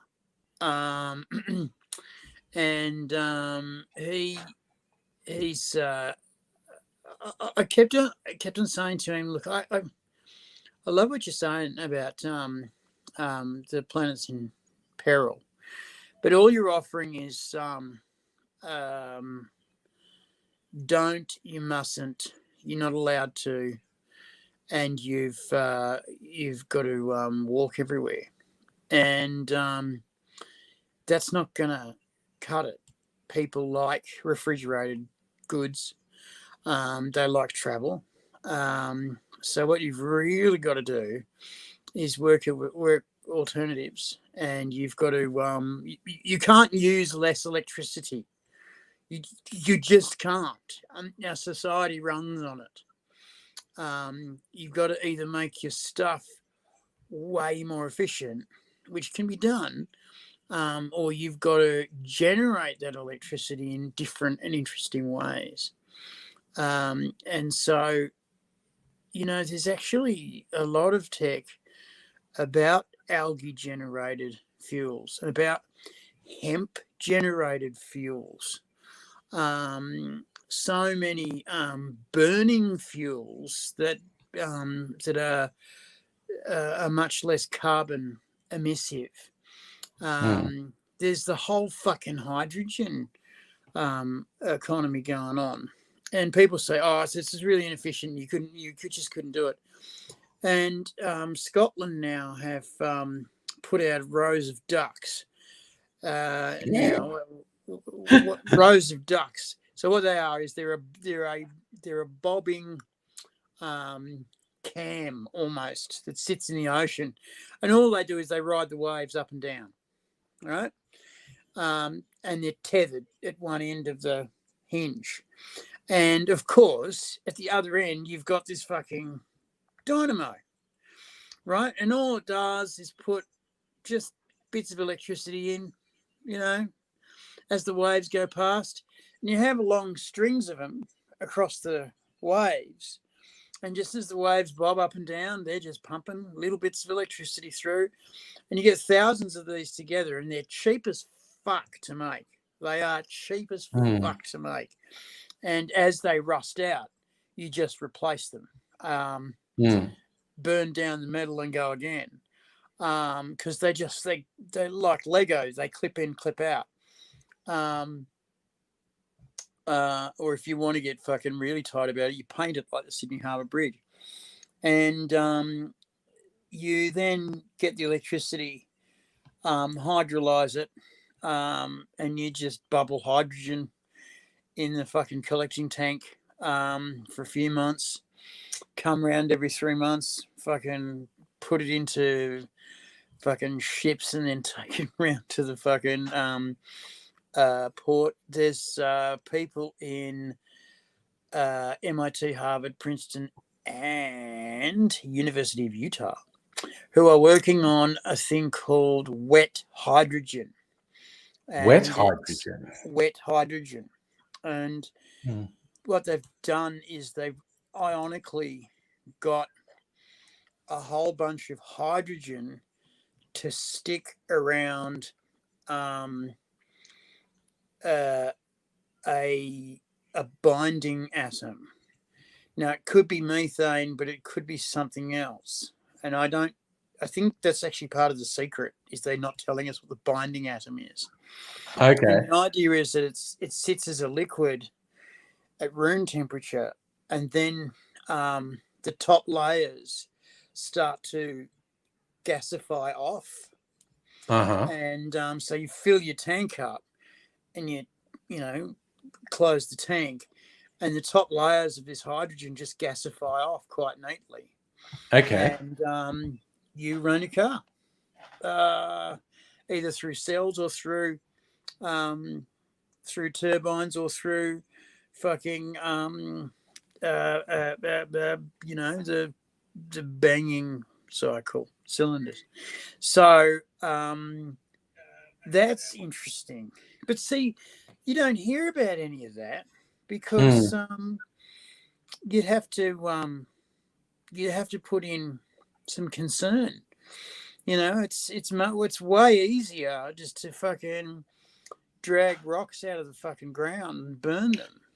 Yeah, or let someone from overseas drag rockets out of the ground, take 90% of the economic benefit, and fuck off. That's the worst of it. If you had nationalized every mine and done the same amount of damage to the environment, that would be so much better than the fact that 90% of that wealth has been siphoned offshore. It's just fucking criminal. But it's the Australian way. It's the Australian way. It really is. I love that fat girl is sitting on land that she doesn't own and that she stole, that her father stole. I was about to say her dad stole, yes. And then she sells rocks that her dad stole illegally, and is the richest woman in Australia. I love that. It's the Australian way. You know, it's why we should train up scientists and let them go overseas, Australian way. And I would love to see her have her miners' right just stopped, just fucking cut, and say you've got 24 hours to get off the property, and get out of the country. We've frozen your assets, or you're going to jail for trillions of dollars of theft. And I would like to see that, and I think that would be funny. And I'd like to see her go and then get arrested, or actually see her ass on a plane because she'd go. Just get the fuck out. She'd know the jig's up. I finally got caught, and she'd leave her children in Australia because she has no soul. I'd like to see. Remember, she had to threaten her children at one point because there's quite expensive security around her children because they're kidnapping targets. And I don't know, they did something to upset her, and she just publicly said, I'll take all the money away for security. In other words, she threatened their lives. She just threatened her children's lives. If you don't stop making waves, I will put you in serious danger. Well, they were going to come out with the actual paperwork, which she says she's got, and she doesn't. She just says, I've got the paperwork, right? And no one has said produce it. Yeah. No one has said produce it because everyone's so afraid of her fucking lawyers. That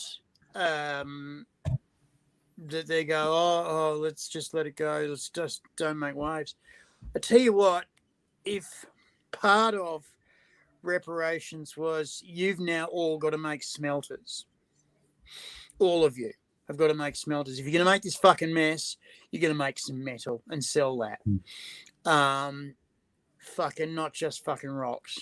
And you're going to sell metal at fucking international prices because we could.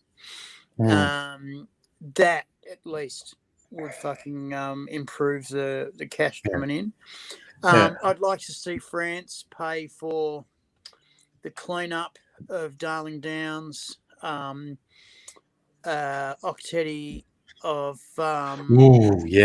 of fucking Olympic Dam. I'd like to see France pay for all of the fucking environmental damage they've caused in Australia and make bombs out of illegally. I'd like America to pay for all the environmental damage they made out of nuclear mines that they made bombs out of illegally. I'd like fucking India to not get Australian uranium because they've promised that they're not going to make bombs out of it, and they lie. Yes, who knew? I'd like Australia to get with Japan and say, let's think about some actual fucking containment solutions for this fucking expensive, irresponsible, and ridiculous technology. You know, they fucking run after this fucking uranium generation, like power generation, like, oh, it's so cheap. No nuclear reactor has ever survived without government subsidy. They've never turned a profit. Not one has turned a profit. They all say it's cheap. It's not cheap. No, it's not. It's all subsidized. There's nothing cheap about it. The mining is expensive. The processing is expensive. It takes more energy to make nuclear energy than it does produce. And people say, oh, you're lying. You're not real. The total amount of waste could fit into a corner of a room. And it's like, well, actually, anything that touches anything that's mined it, anything that touches anything that's processed it, anything that touches anything that's moved it, handled it, or fucking burnt it, is itself now highly hazardous nuclear waste, usually inconveniently shaped usually fucking made out of very hard materials, can't be melted down. So you've got fucking acres of this shit that is basically sitting in drums in South Australia, fucking happily rotting away. Yeah, and the environmental damage of the uranium mining is fucking horrific. Have you heard the pro-nuclear one where they actually pretend they're not talking in fantasy?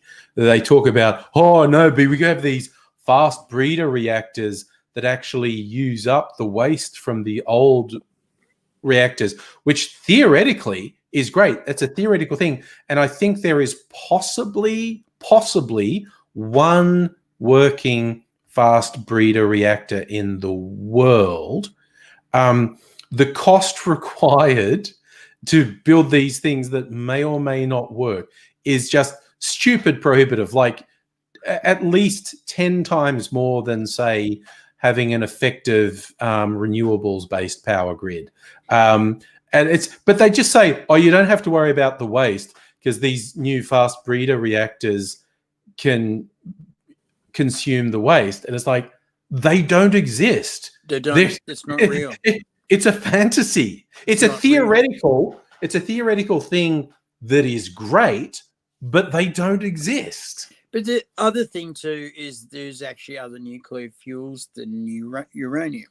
They used uranium as the nuclear fuel so that they could turn it into plutonium and make nuclear fucking weapons out of it. That was the whole fucking point of making nuclear power, is so that they could have nuclear reactors that reprocess and basically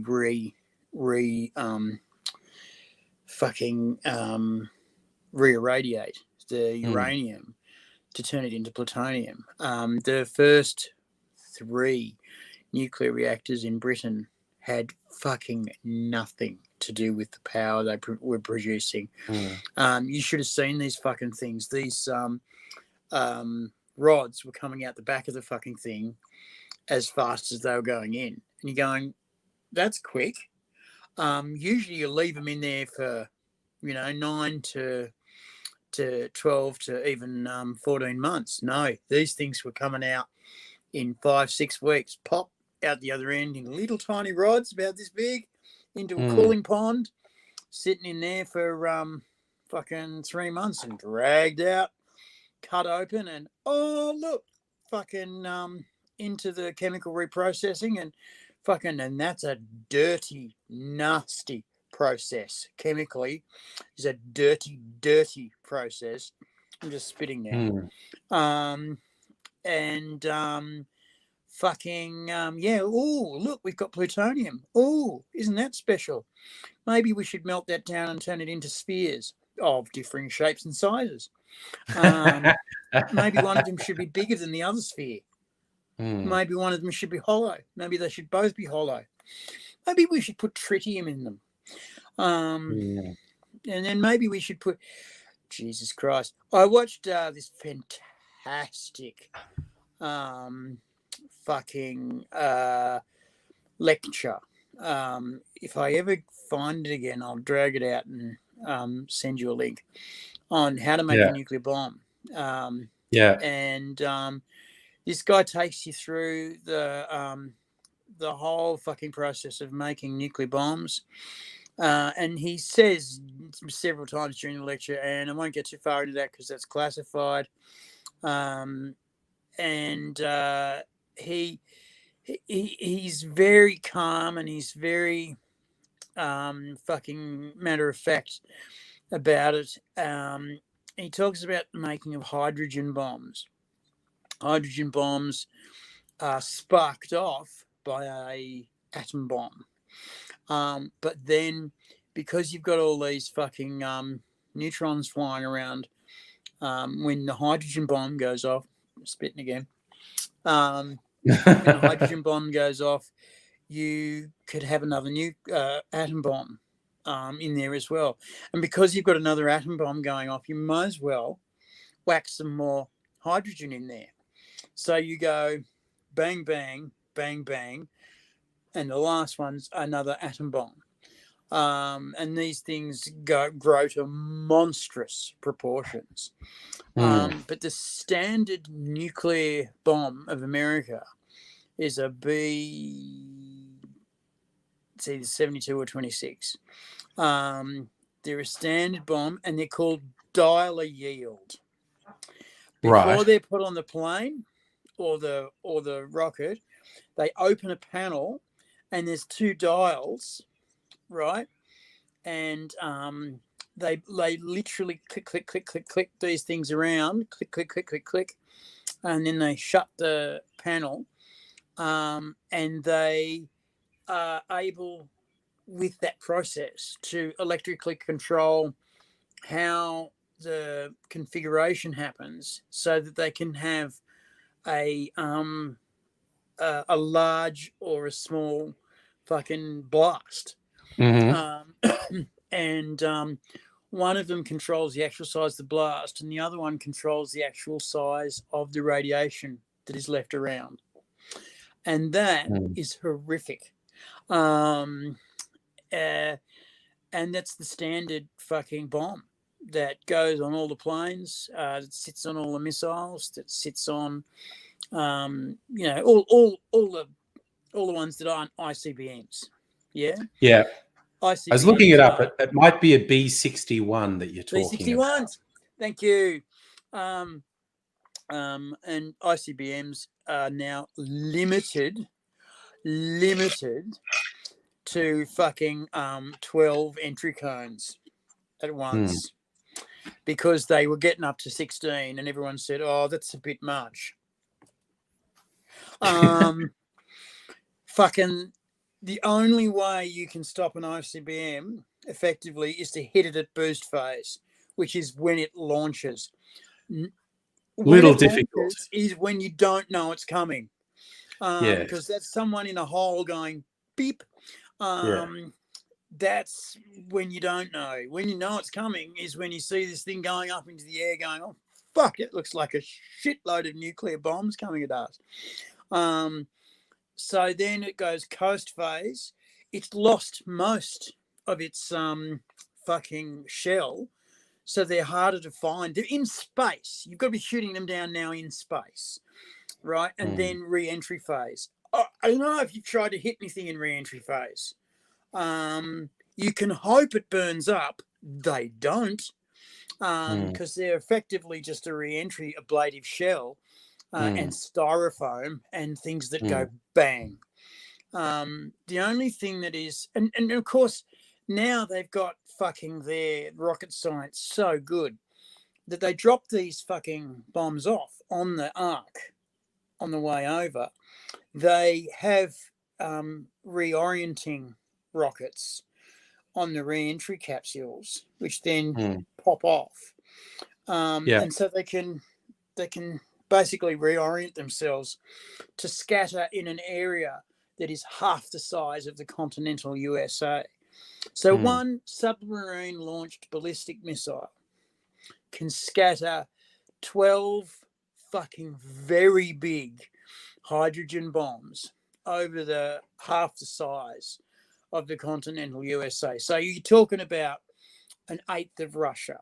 Okay, that's one. They all carry 24. There are 60 of these fuckers because they've limited them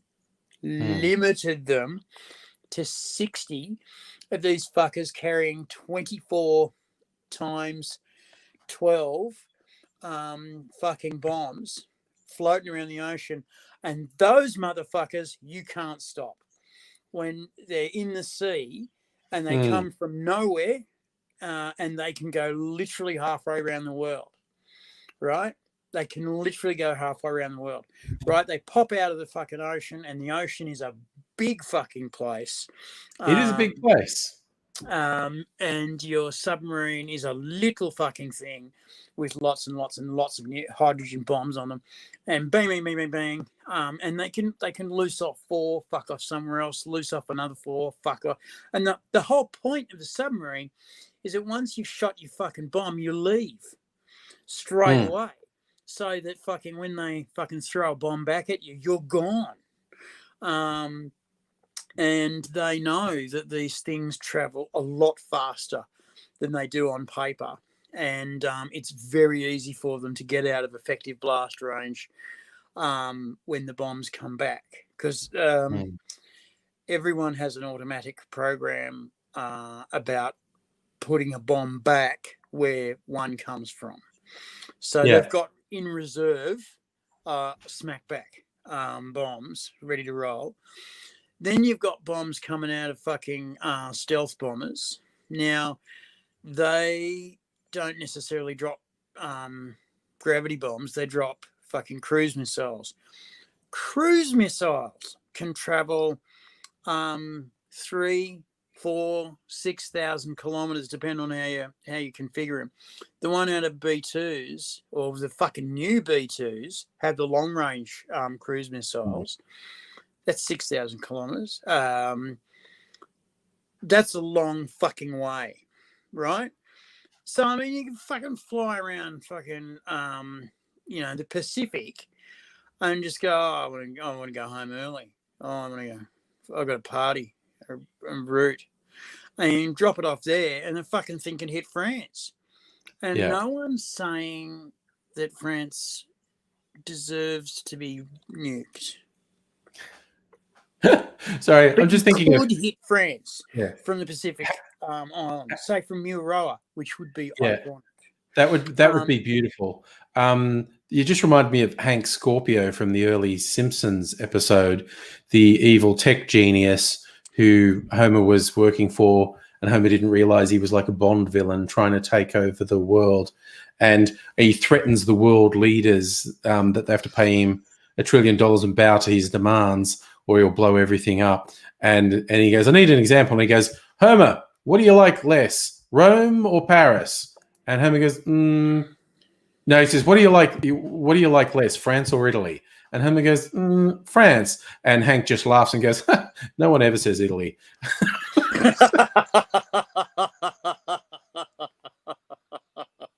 It was just this throwaway line, like if you gave someone a choice of what's going to be gone, France or somewhere else, everyone always says France. I'm sorry to go on and on about fucking nuclear weapons, because as a kid I had to grow up with these things. Yes, you youngsters today, you're just worried about impending ecological disaster. We used to spend most days wondering, are we randomly going to be killed in a nuclear conflagration? Well, which could still happen, but it's not as scary as it was in the 80s. Tense as it was. Every fucking day, these world leaders would say, "You're pissing me off. You're pissing me off. You're pissing me off. You're pissing me off." And we would just go, Jesus, come on, guys. Come on. Yeah, calm the fuck down. I lived in the suburb, which was Kaleen in Canberra. My folks still live there. And next to it is a place called Dawson Heights, which is some of the most expensive land in Canberra, and they fucked it. They've put some of the most depressing, fucking family-breaking housing that you've ever seen. It's nasty. It's chicky-chacky. It's literally block upon block upon block upon block of the same thing over and over again. It's the way to destroy your soul.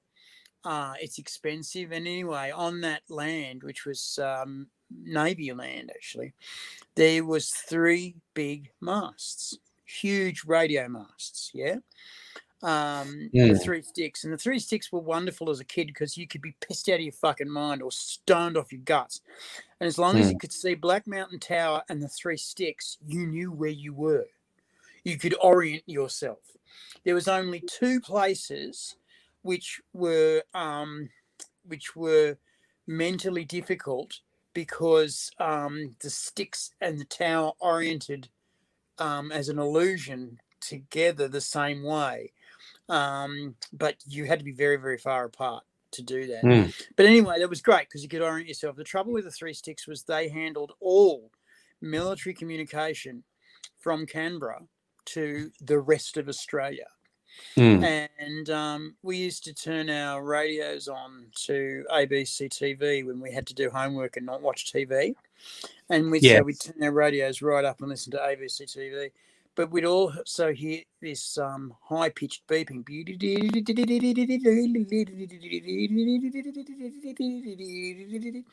And what it was the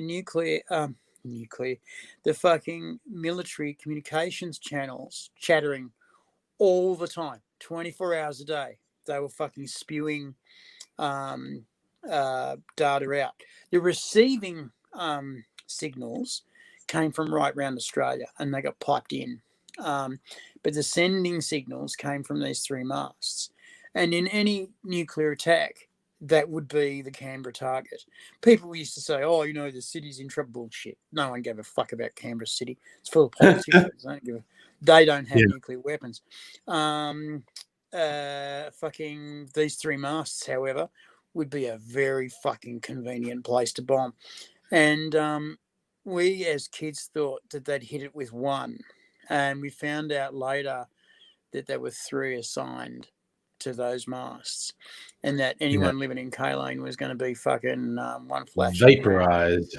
They weren't going to fuck around. They were going to hit it real hard. They wanted it to go because a metal tower is notoriously thin and not a good fucking blowdown target. But for temperatures hotter than the sun, it melts metal really well. Vaporizes even. That used to terrify us. But as I got into the protests and as I got into the demos, protests are when you hold up signs and go, don't. Demos are when you break into buildings and shut down industries. I prefer demos. Direct action. I was younger then, and I could take a few beatings from policemen and go, now not so much. But back then, fucking right up for it. Mind you, there was respect back then.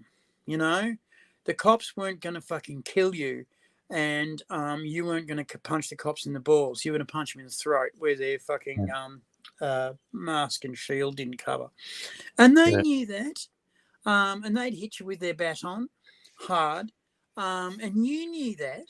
And they didn't fucking have horses on steps waiting for you. And if you ran a really well done demo,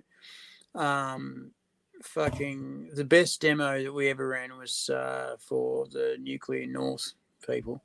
And they had, just on the quiet, liaised with police and said, if we get in, we are forcing all the office workers out the back door. Have a bus ready for them. And they did. They got in. They got everyone out. And then they went up 3 floors and shut down the building from 3 floors, and then barricaded in. And what it also meant was the executives were on the top floors and they couldn't get down. They basically opened the lifts in the bottom 3 floors and got people to stand there and stand in the doors so the doors couldn't close. So the executives couldn't fucking call a lift. They couldn't get down to the basement parking. And they had the option to walk down fucking 10 flights of stairs. Unfortunately, on the stairs were waiting protesters. And they knew that because they'd send security down to see what was there. And some of the bigger stick-wielding protesters were on the stairs. So the security went back up and said, not a good idea with the stairs. So they were trapped there. And that was the whole idea, was to trap them there till past going home time. And then the cops were supposed to break in and get us out. And that was fine by us because the way we made them break in was they had to break a lot of shit. And we broke a lot of shit. And there was fucking news articles saying how violent and horrible we are and police were injured and what a mob of cunts we were. And I fucking tell you this, man. At the celebratory parties at pubs afterwards, we'd see some of the cops there. They'd come in from the hospital and go, "Hey boys, who's going to buy a copper a drink, you bastards?"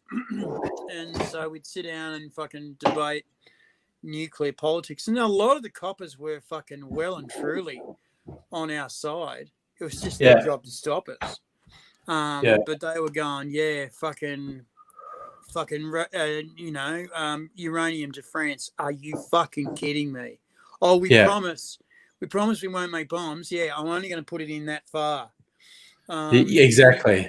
Just the tip. One copper who was fucking very robustly vociferous, and he was going, "What are we going to do with the waste? Huh? What are we going to do with the waste? Are we going to send that to France as well? Yeah. Or we sucking that down? I guess we're sucking that down. So we've got, if you take out all the expenses that we're carrying, we're getting. Do you know we're getting fucking 20 cents a kilogram for this uranium?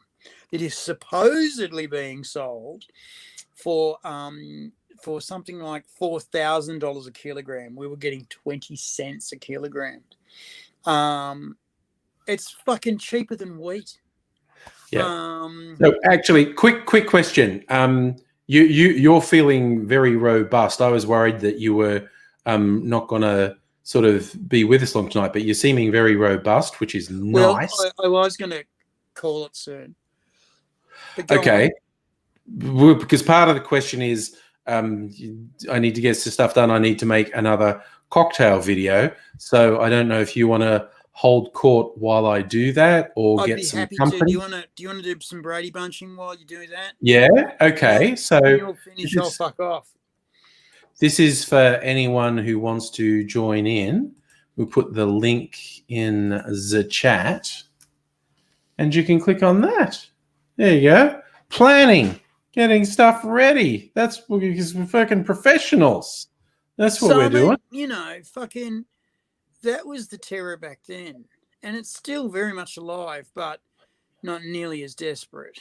Even Vladimir Putin has tacitly said, "Start a nuclear war? Are you fucking kidding me?" Because all the leaders today go, "What do you win? What do you win in the end? What do you get out of it?" That's the nothing. Big one. That is the big one. You just get a fucking burnt planet. And so they're nice to have, in the sense that if you could pretend that there was a limited form of nuclear warfare, which there never was going to be between the USA and the USSR. It was never going to be limited. It was always going to be all out. And they promised each other that, which was clever, actually. The mutual assured destruction kept us safe for 50 years. Yeah, stopped weird how that worked, World War for 50 years. And I hated it, but I today go, yeah, it was the right thing to do. It was cleverly organised, and it was cleverly managed. And they would give these presidents and premiers the fucking option. You can destroy the world, or you can go to the fucking summit, or you can have a fucking brush fire war. You know. Okay, I'm gonna take a risk here. Ashoka wants to join. Last time Ashoka tried to join, there were terrible technical problems. There was. So bracing ourselves for that. Now I'm getting a spinny thing. No, I think your connection is just not working. No, it's just not working. No, it's not going to work, is it? Sorry, Ashoka. We love you though, man. And you're brilliant. Yeah. All right. Too bad. Technical problems. L3 is Abigail here. Abigail's on a date tonight. Abigail's got a date. That's why she's not here. I was thinking, why isn't Abigail fucking yelling at me? No, because she's on a date. Oh, if I'm Abigail Free, I can say anything I fucking want. String theory sucks ass. Bubble sorting is best. Bubble sorting is best. I've heard of Stalin sorting. Starlight sorting. Yeah, if you come across a piece of data that is in the wrong order, you just delete it. And it gives you data in the right order and a much more manageable data set. Because most of it's gone. Yeah. You are not fitting the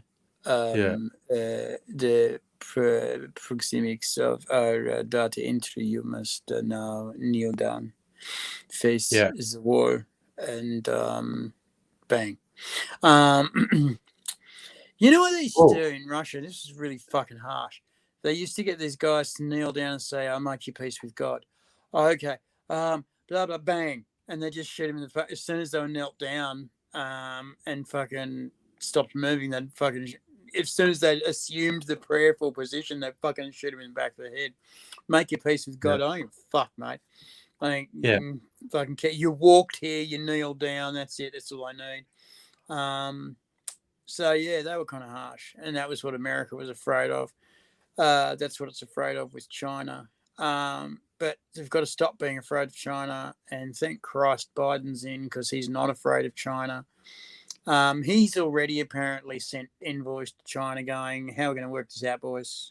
Yeah, it's like, we're not going to be dumb fucks anymore. We're actually going to this talk. Shit can stop, because we're both hurting from a disease, and I know you're fucking bleeding money. And the new China doesn't like bleeding money. I know you're hurting for dough. And of course, everyone else around the world is going, China's fucking. When Scotty from marketing said, "Oh yeah, we got to fucking punish China for COVID," dickhead. China then went, "Good. Now we've got a target." The thing is, China has to look forward and go, "We've suddenly got a maybe between 20 and 40% reduction in customers for our fucking cheap shit that we make. So we've got all these orders for primary products coming in and nowhere for it to go. We have got to fucking choke off these primary products, primary energy, primary resources from coming in. And Australia's selling a shitload of primary products. And Scotty from marketing just jumped in and said, "Hello, can I be a cockhead and give you an excuse to back out of all our contracts?" And China went, Yes. Yep. Yes, you can. Yes, you can.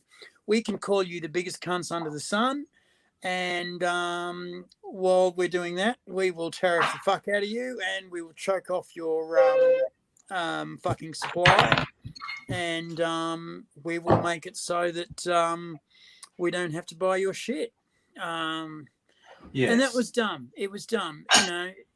They could have turned around and said, "Okay, guys, it's going to suck for the next 18 months. How are we going to both get through this together?" We know you need a limit in supply. We know you need another, and then they're going to need a ramp up. Yeah. So what say we get a third state to be a holding port for us? See, that's clever. Get a third state to fucking put boxes and boxes and boxes of shit in it. Yeah. Or mountains of fucking ore and mountains of fucking coal in it, and fucking sit it there until you need to ramp up again, and then you got it ready to rock. You haven't fucking gotten rid of the contracts, because remember, it's all on the barrel head. It's not as sent, it's as bought. And it doesn't matter, because Australia's books say 15 tons of wheat went out. Now, the fact that the money hasn't come in doesn't fucking matter, because the account books say, no, you're sweet, because you sold it. And the World Bank says, fucking continue drawing on your line of credit, because we know it's coming in, because, on paper, you've got the money. In the actual bank, there's nothing there, but on paper, you've got the money. And that's the clever way to do it. Fucking the Yeah. Scandinavians have already organised Myanmar to start building petrotank farms to take Scandinavian oil and fucking fill up those petrotank farms. Yeah. To fucking sell to China once it goes through their fucking refinery process. But they're not buying it now because they're not making anything now because no one's buying anything now.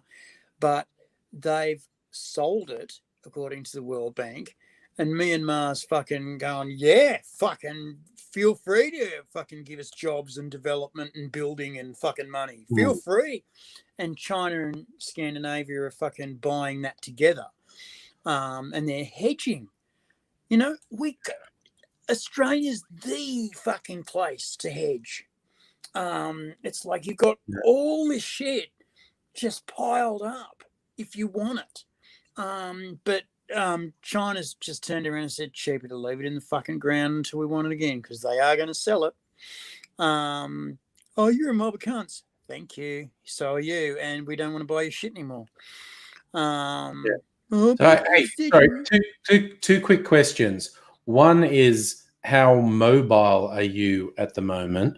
Because there is like the first YouTube meetup in a year at Fed Square tomorrow. Tomorrow. I can do that. Yeah? Yeah. Well, 1 o'clock in the normal spot behind Fed Square. What's their expectations of everyone tomorrow? I don't expect anything. I don't know what you were referring to. Whether 20 or 30 people said they were coming, that might mean 5 people come. It might mean 50 people come, because it is the first outing in a very long time, and a bunch of people are pretty starved for interaction with humans who aren't from the same house they live in. So I'm not pinning anything on it. If that's what you're asking, how many people do we expect? I don't know, because based on experience, what people say and what people do are very often two very different things. So, okay, so that was one question. Am I mobile? Yeah, I'll turn up. What's the second question? Second question is, do you want to hold court while I make this cocktail? Well, no one seems to want to play. You should probably make the cocktail live to camera. Okay. And I'll get out of your way. Alrighty. Because I'm fading pretty quick here, so I'll go. Okay. And all right. Get some sleep, and I'm going to make some phone calls anyway. Alrighty. You're much loved, everyone. I've basically turned up to say I'm still alive, and I hope to see you tomorrow. Alrighty. Take care, man. This one. Bye. All right. So I'm going to make another cocktail. This is a weird one, and I really don't. I did a testing of this, and it was frighteningly strong. But if I stir it for like a minute or more, it might be a goer. But it's a pretty freaky thing. Oh man, I think I forgot to put my light on for the last video. God fucking damn it. The fucking light quality is going to be terrible in that video. Shit.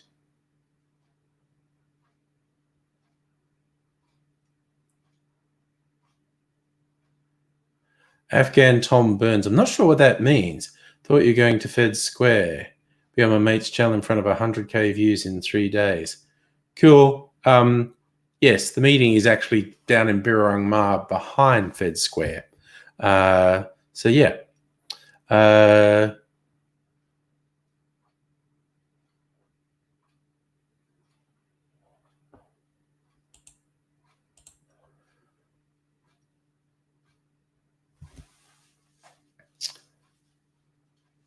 Safa, well, I'm not sure what you're saying, human memory.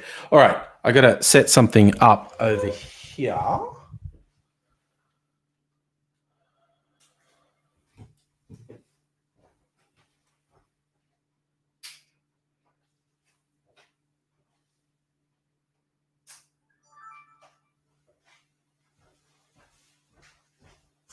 And let's do this so you can see me being silly. Yes, Safa, that was a troll, and I was just not in any mood to indulge said fuckwit, so they're gone. Ready?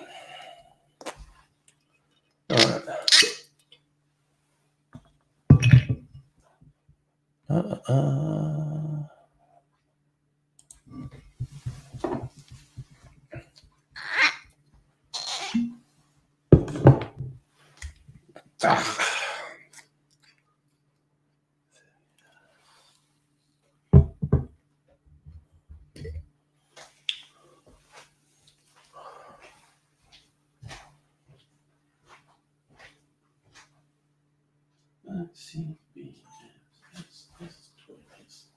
All right.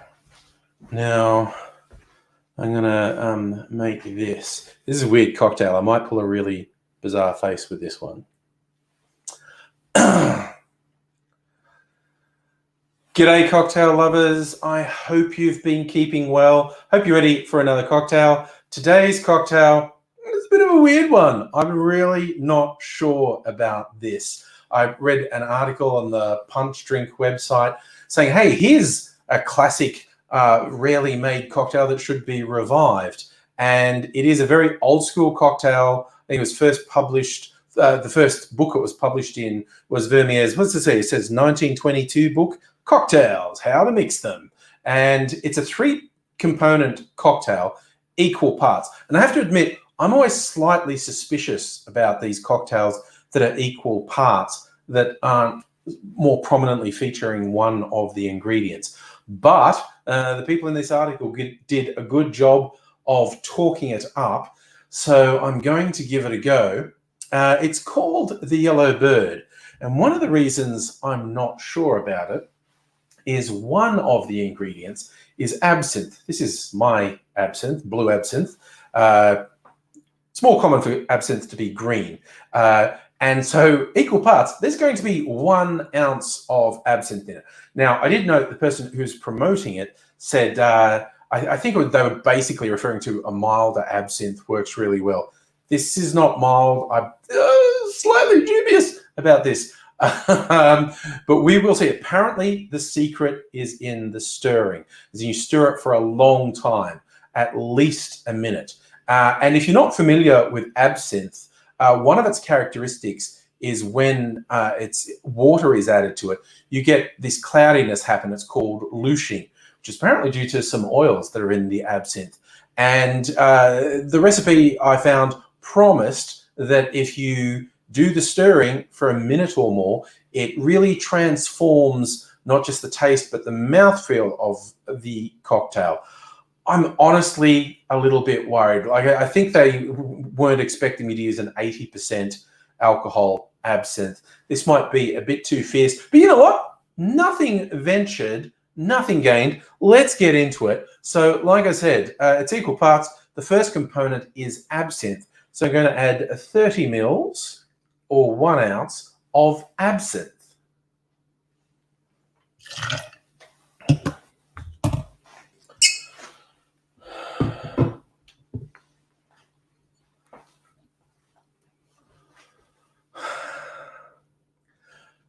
The recipe also calls for 1 ounce of yellow chartreuse, a herbal liqueur.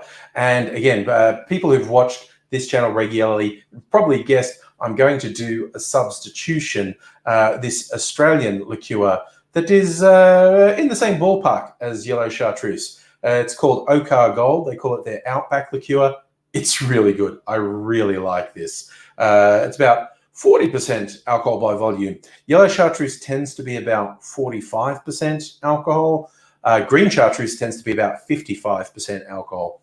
But you know, this is up there and it's pretty good. So I'm going to put in 30 mils or 1 ounce of Okar Gold.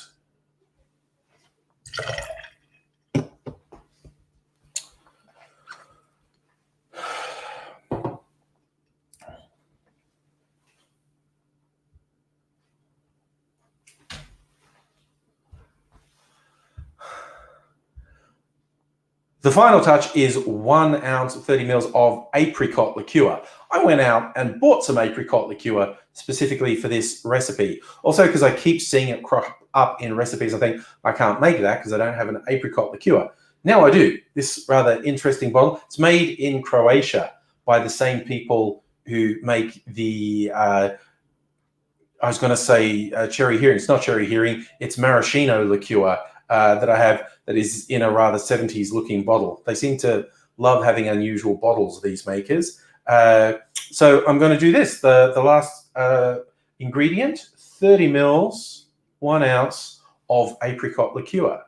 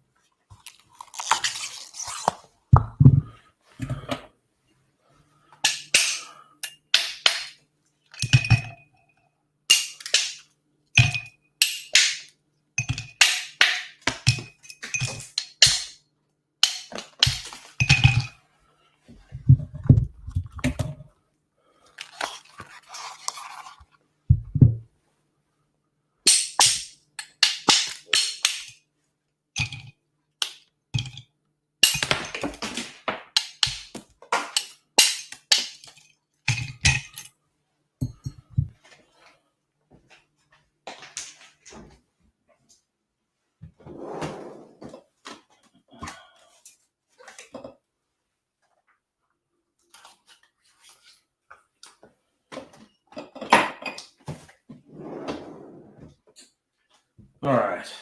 Ice all over the floor now because I'm so shit at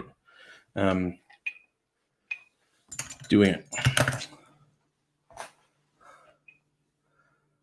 I've added a lot of ice to my mixing glass, and now the plan is to stir for at least a minute. I don't know whether to try and keep up a conversation for a minute. I'm not sure if the stirring noise is too loud. So I do note, because my absinthe was blue, not green, this drink is going to be a green bird rather than a yellow bird. But that's something I'll have to live with.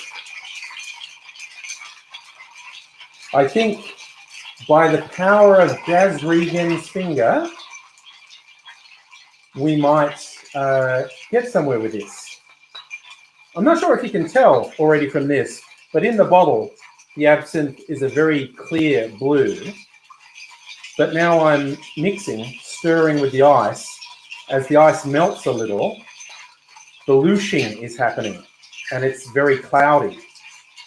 That is what happens with absinthe. Like, one of the real traditional ways to have absinthe is to have this complicated apparatus that drips chilled water over a sugar cube into your absinthe, and you dilute it to your preference, and that creates lushing in the absinthe as well. I think that's a minute. Let's go. What's it tasting like? Ooh. Okay. So, did the power of Gaz Regan's finger protect me? So I'm just putting it in a rocks glass with a big chunk of ice. You probably put it in whatever glass you like, really. In it goes. There's an attractive color. It's definitely not a yellow bird, is it? It is not a yellow bird. It's more of an aqua bird, a green-blue bird. But the question is, does that much stirring really take the fierceness out of the absinthe? Because an ounce of absinthe, particularly high-octane absinthe, in a drink is a lot. Let's see. Yeah, you smell absinthe. The licorice, the aniseed from the absinthe is radiating off this, but taste-wise,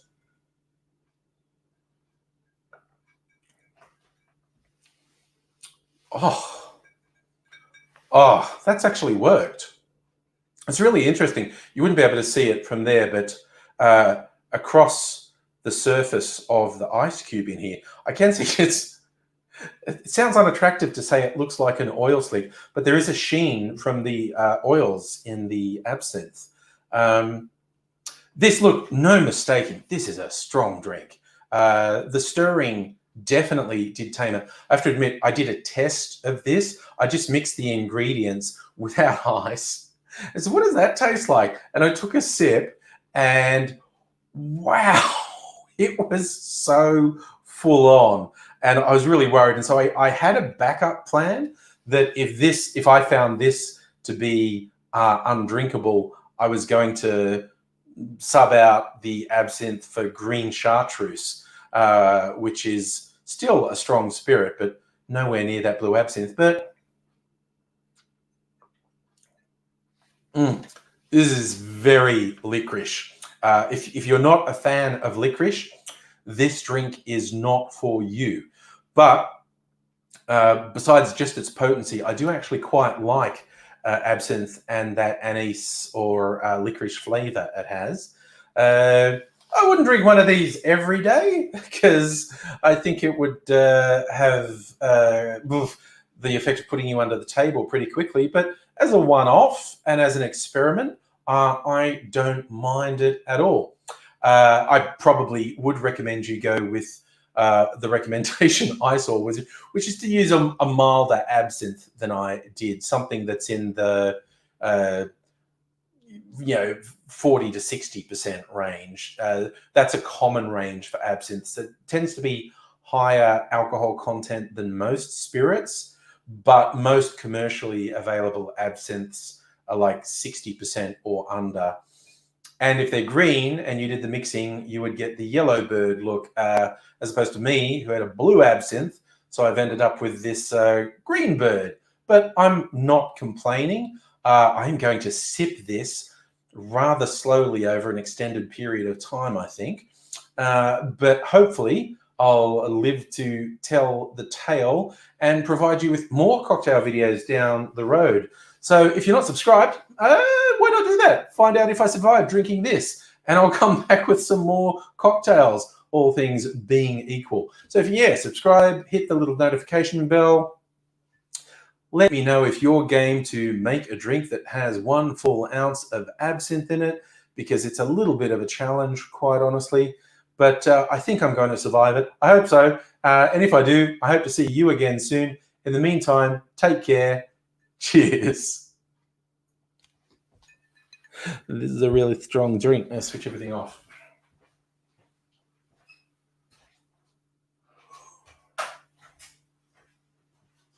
Ooh. Okay. Oh, goodness gracious me. Oops, bring the camera down. Where are we? Okay, everyone went to bed when I was doing that. Green thumb, I am not going to scull it. That would not be smart at all.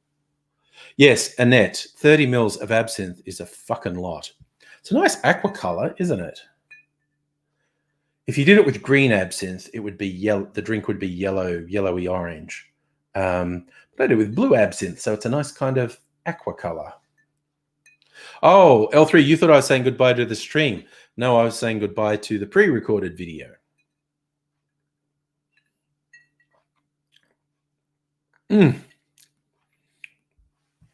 That is, the trick is stir it for longer than a minute. I hope the stirring noise wasn't too harsh as well. I've had people complain before if I stir with the microphone on, the noise is really harsh. Sorry, I had to stir for a long time. That was the recommendation on the webpage where I found it. Stir it for a long time and it transfers it. And it is. It does change the mouthfeel, like the oils come out of the absinthe. And I'm going to sip that really slowly. I did do a test thing of it the other day. and thought it was too full on. So milk clarified it. I was drinking it on last night's stream. I said this, and this is the milk clarified version of it. You can see how much lighter it is. The milk clarification process takes most of the color out of the spirits. Also smooths it off. This is really nice. And also because I added pineapple juice to this, because you need some sort of acidic content for the milk clarification. So an acidic fruit juice is the obvious way to go, like lemon, lime, or pineapple. And I thought it needed to be sweetened, and so I put pineapple juice in it. And it's really fucking this. Look, this is an experience. It's like, it's definitely not bad. It's intense. And for that reason, I wouldn't drink it all the time. Wow. Is it my imagination? Was it my eyes that just went fucked? Or was my camera doing an autofocus thing then? And did I go slightly out of focus? I might have had my glasses at the wrong angle. For a second, I thought I was going out of focus, but I had my hand up here, so maybe it was doing an autofocus thing. I don't know. And maybe it was my imagination. Maybe I cannot trust my brain. Maybe that's what's going on. But soldier on. I might not make the third one tonight. I've sort of interrupted the stream with 2 cocktails so far. I can make the third one another day, maybe on Sunday, because tomorrow night's date night. So I'm going to see YouTube folks during the day, and then going out on a date night. And but I will probably be on a stream on Sunday night. And I could make the last one I'm going to make is Brandy Alexander. Apparently January 31st is Brandy Alexander Day. So I've got to do a Brandy Alexander version before. That's what I've decided. There's no actual law that says I have to do that. I have decided that I will do a Brandy Alexander. It's like the first one I did, the Bobby Burns, is for Burns Night. This one is for no real reason, but I saw the recipe and went, that's pretty wild. I might try that. And it's a pretty wild drink. So yeah. Oh, L3, you're on lockdown tomorrow in the Netherlands. 8:30. Oh, you have a curfew. We had a curfew. So you're not allowed outside after 8:30, or a €95 fine. I think our fine was $300, which is probably about, our exchange rate is so fucking bad. That's probably €95.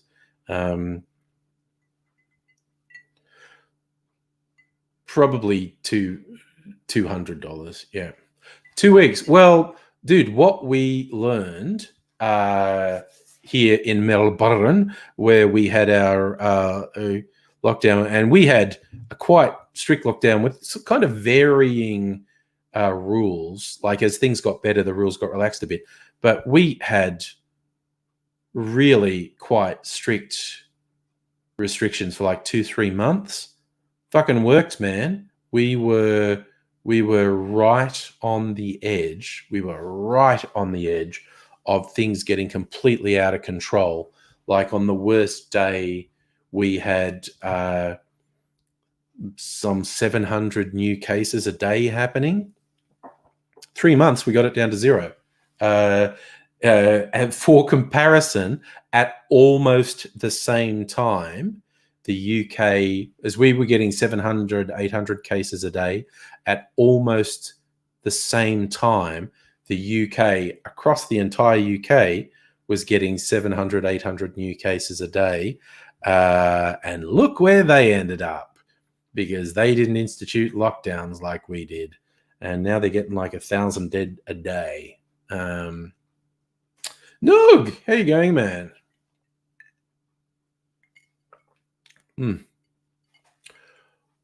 Wow, I don't know if you probably can't see. It's not just cloudy. there's a lot of stuff suspended in this. Like, apparently all the water adding really makes stuff sort of come out of solution with the absinthe. Because I mean, this is beautiful clear blue. It's like you can almost see. I can see through it. It's beautiful clear blue, but you add water to it, and it goes cloudy, which is interesting.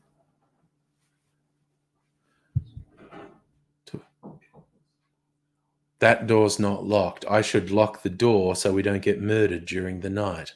Good plan. I'll do it now so I don't forget. So you just get the glorious view of me receding as I lock this door. Put this in here. Bad people can't get in. There we go. Excuse me for a second.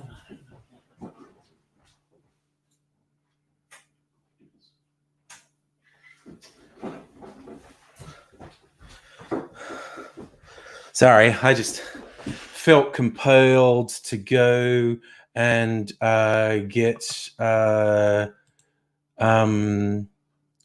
snog.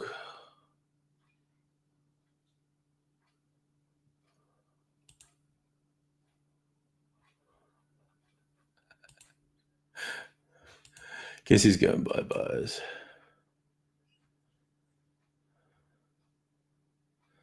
Yes, L3, that thing about the variance, I'm not sure how real that is or how big a difference that makes.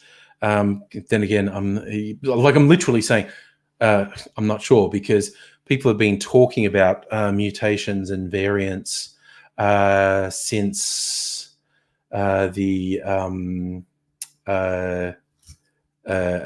fucking start of the pandemic generally. So I'm not sure how big an issue it actually is, if it's going to cause any complications with vaccines, if variants are any more transmissible or more likely to cause serious illness. It's a mystery. Who knows?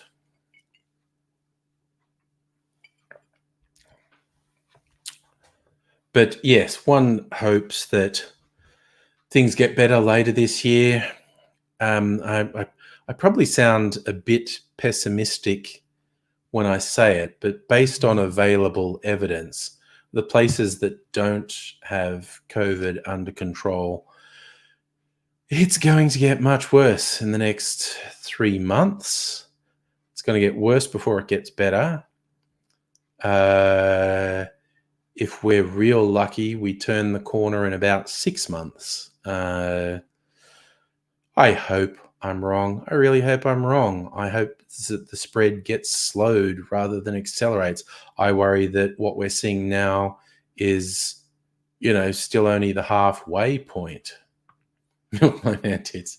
You like the silver fox look? This is what happens. COVID made me too lazy to color my hair and hide the degree to which I am grey. Yeah, and also I'm wearing my cocktail making clothes. So,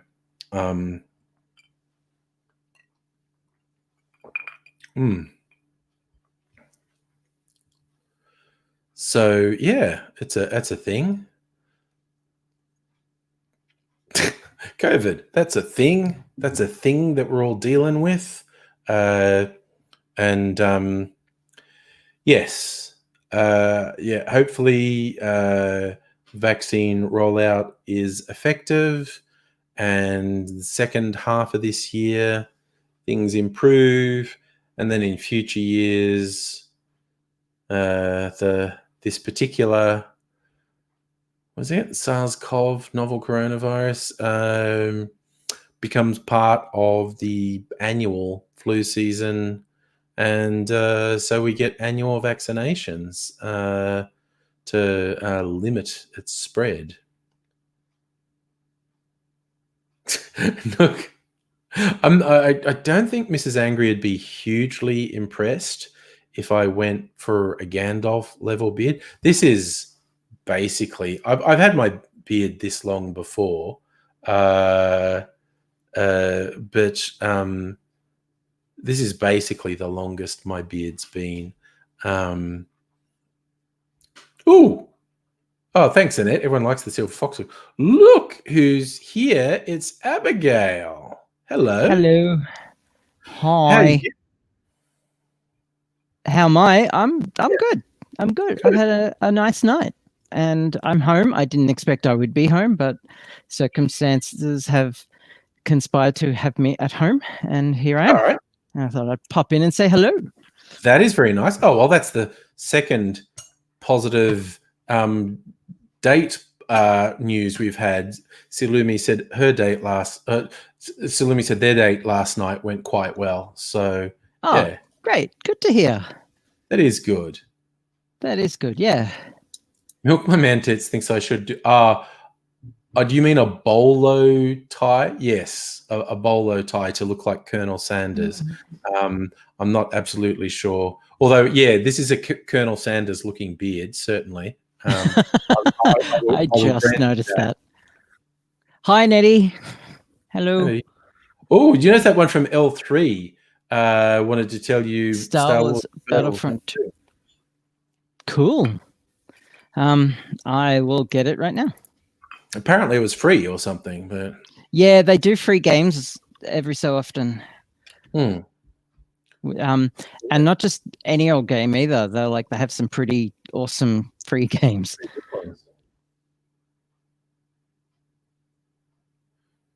So yeah, that's good. Although I've got so many games I haven't actually. I think I've got Battlefront 2 for the PS4 sitting somewhere, and I've never actually because it was like super cheap somewhere once, and I thought I'll just get that.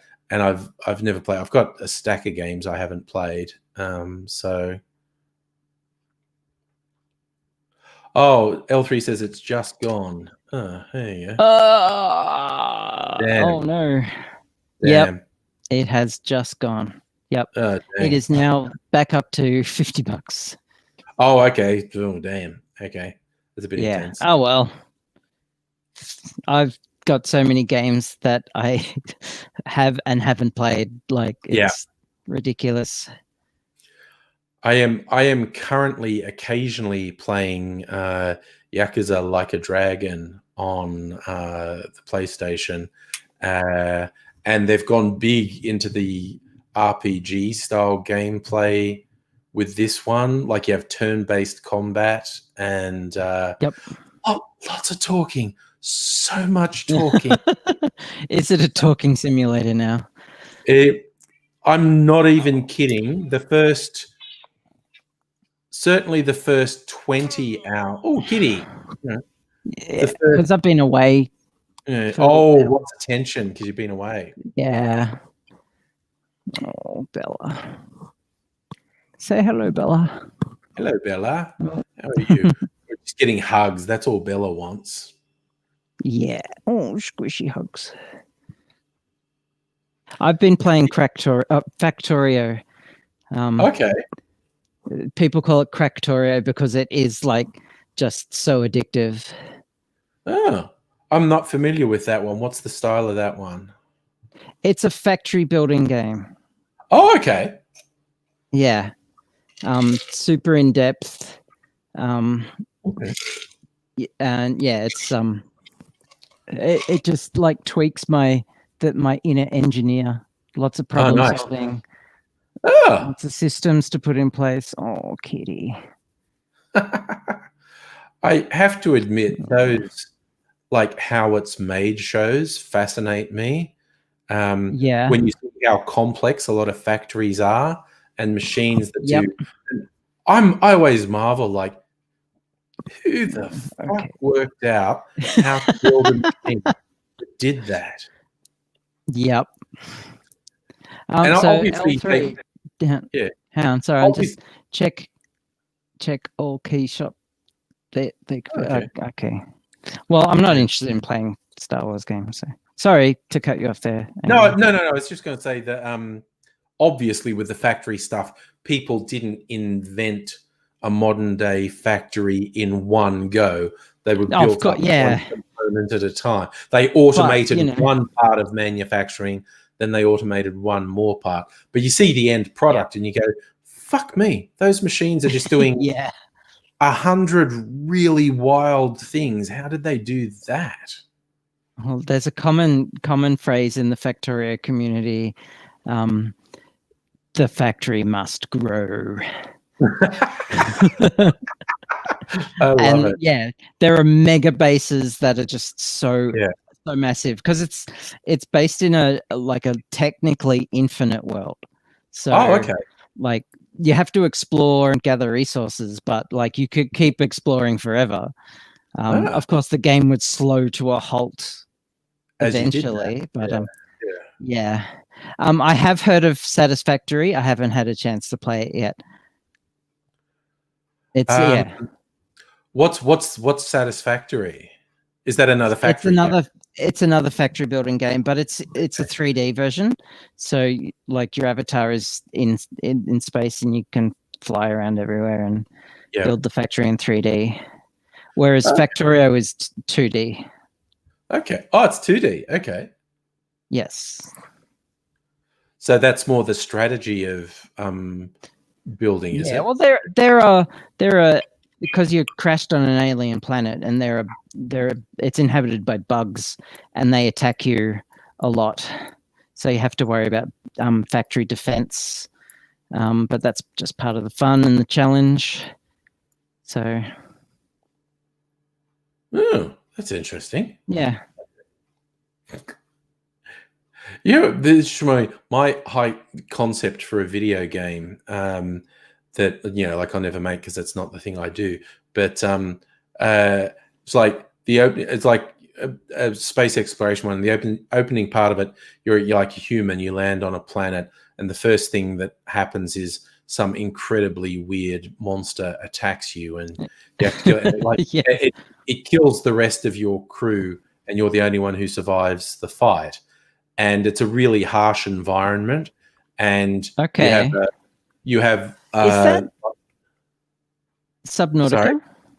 No, I have no idea what Subnautica is. Okay. But the idea I had in my head is you're in a very harsh environment, and you use systems on your computer to augment, so you can breathe this stuff, and then you add extra limbs so you can climb up these things you need to, and you progressively keep changing what you are, and you play the game for however many hundred hours, and the final boss fight is a ship lands, and these humans get out of it, and you're a hideous monster, and they immediately start laughing at you because you've spent hundreds of hours modding yourself to survive. And so yes, the dark thing is it's a cycle. People keep arriving and shooting at the monsters. I like it, not knowing it's people who adapted to the environment. That's my high concept for a video game. So that's really awesome. I like that concept. Yeah, I forget what inspired that in me, but it's something. It started with the game, and it might have even been the visuals for Death Stranding, and it's just like I have no idea what this game is. But there's clearly super weird shit in it, and I just thought, what's the weirdest shit I could put in a game? And you have this old sort of, the real monster was you all along. Yeah. That reminds me of a short story I read a while back about this farm kid discovers aliens had crashed in little tiny aliens had crashed in his barn, and this kid was really young and was looking after them and helping to gather supplies for their spaceship so that they could take off and leave. And they were benign. They were perfectly peaceful. One of them accidentally discharged his space gun and it blew the top off the barn, and other accidents like that happened. But it turns out the aliens were the humans. Oh, that was the twist. That type of twist, I think, is not particularly original. It was like, ooh, switcheroo. It was just sort of- Yeah. No, I enjoy a twist like that. It's a Yeah. trope for sure.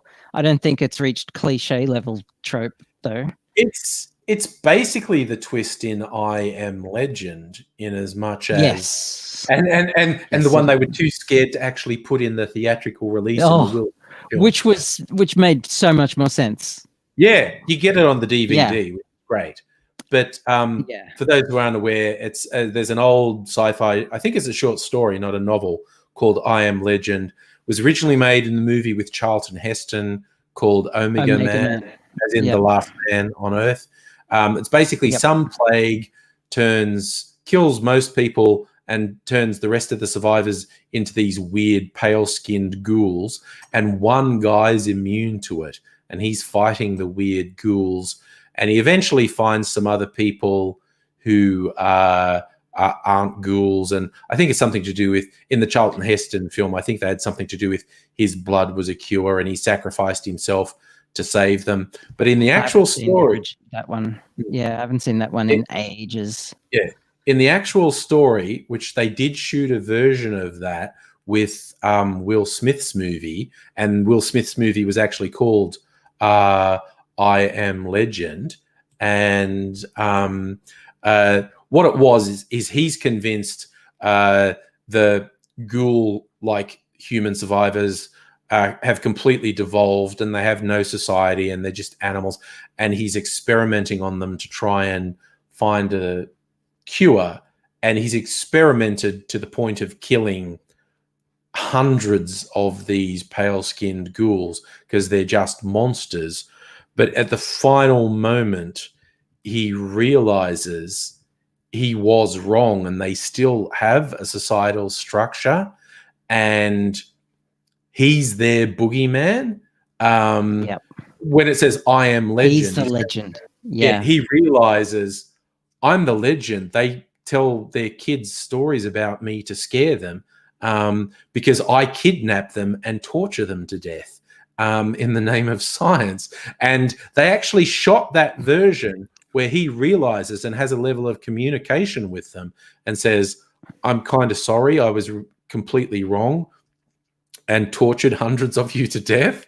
And what I took from that is they decided what American audiences were more comfortable was their hero being dead than their hero being wrong.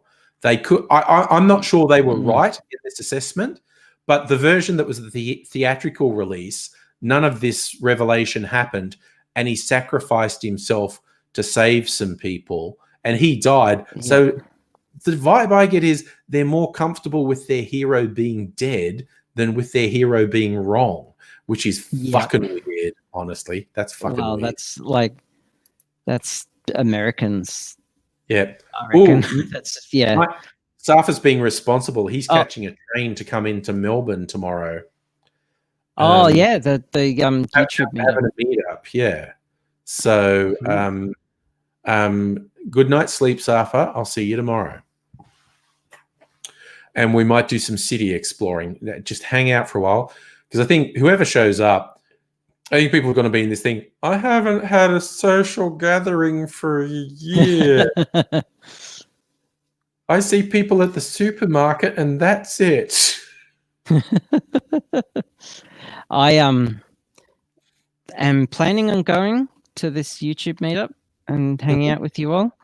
I don't know about the city tour. Let's see how I feel, but we normally take it as it comes, sort of thing. Yeah, we hang out. Looking forward to hanging out. And yeah, sometime in the afternoon might go somewhere. Like often we go just to like Melbourne Central, like because there's the food court there, and you can grab a table, and there's places where you can get food or drinks there. So sure. But we'll see what's what. See, it all depends how many people are there, what people want to do. It's very sort of no expectations, major chill type. Sounds like my thing. Yeah. They're going to have to say to everyone, like, we're supposed to be obeying the rules because the people who normally come to the meetups were like huggers and stuff. And go, I know that's what we normally do, but and look, honestly, there's no virus in circulation in Melbourne, so the risk is as close to zero as it can realistically get. But we kind of sort of should follow the rules. My vote is finger guns. That's how you say hello to people. Like, hey, how you doing? Do a wiggle sort of greeting to people. You know, I can get behind finger guns. Finger guns, I think, is the way to go. Yep. But yeah, it's actually the 10th anniversary of when there was an unexpectedly big thing. Where it's like a local YouTuber had a thing going with this, at the time, fairly big American YouTuber. And he came out to see her. You know, they'd been interacting online, and he came all the way out here to see her. And then they said, oh, we should meet everyone down in Fed Square. And I actually said to them, that sounds pretty full on. And there was, oh no, we did it in LA, and there was like, you know, couple dozen people, and it was chill. I mean, that was LA where they have movie stars. This is Melbourne where we have nothing. And young Dave is an international star. And then, no, it'll be fine. And I went, okay. and hundreds of people showed up, mostly young, very excitable people. Like teenagers, and it was hilarious because it was when the Australian Open was on, like, because it was now. It is basically the exact 10-year anniversary of this happening, and we're meeting in Fed Square, and I showed up with Aidsy, and we're like, oh look, there's a bunch of people on that stage area, and a lot of them have cameras, and I reckon that's our crowd. And there was like 100 people up there, and that's a lot of people. And we went up there, and we're going, yeah, this is the crowd. We're waiting for Dave and Kimmy, and because the Australian Open was on, they had all these chairs and stuff. And I thought all the people out in the open area were for the Australian Open on the big screen. And I looked and went, okay, no, they're all YouTube people too. Oh, and no. There was in total about 300 people. And then Dave showed up, and there was this full-on Beatlemania thing where several hundred people screamed and mobbed. Damn. Yeah, no, it's full on. And then Fed Square security freaked the fuck out. And they're like, what the hell's going on? And they like fought their way to the center of this crowd and then found who it was obviously centered on. Dave, like, what are you doing? And he's going, I don't know. And they're like, you can't have all these people here. You know, you're not allowed to have an unsanctioned event. He goes, I didn't mean to. And they basically shuttled and said, okay, down these stairs and keep going. Now you're in the Birrong Mar Park. Not our problem. See ya. It was hilarious. The Fed Square security shunted them to, and here's the border. You're not our problem anymore. That reminds me. It was the last PAX that was on, so 2019, or was it 18? It was one of the more recent PAXs. Yes, they have YouTube celebs come and like hand out merch and stuff. And it's not usually a big deal. Lines don't get that long. But this particular year they invited this. It was the year of Fortnite. Fortnite was massively popular with 12-year-olds. And so PAX got swamped by 12-year-olds all looking for Fortnite. In the Enforcer community, we were all like, where's Fortnite? Where's Fortnite? Because all these 12-year-olds were like, where's Fortnite? And this YouTube celebrity who streams Fortnite all the time, the line, they had to stop the line because it was just too long. And it was just full of like 12-year-olds and like just bored parents. Yeah. in this line, just like parents who just lost their souls Yep. waiting. Yep. Yeah. Yep. And yeah, that guy was selling merch that double the price of everyone else, and people were buying it up, and it Buying was it. just Yeah. ridiculous. And it only happened that one year. Like Wow. they learned their lesson. It's the thing. Yeah. Yeah. It was about 10 years ago. It was a long time ago. There were these Melbourne lads, and they were doing the kind of typical YouTube pranky stuff. Yeah, okay. And they called themselves the Janoskians. And that was an Okay. acronym. It was like just another something, something, something, something. Sure. And it was actually a mildly clever name when you realized it was an acronym. But anyway, so they were just your very average pranky stuff. And it was I'm looking at, because I have a video of it. I think they've just made a return to YouTube, in fact, putting weird videos up. But they did this meet and greet at Luna Park in Melbourne. Yep. And Okay. I was like, because I was living in East St Kilda at the time, and I thought, I'm going to go down and check this out.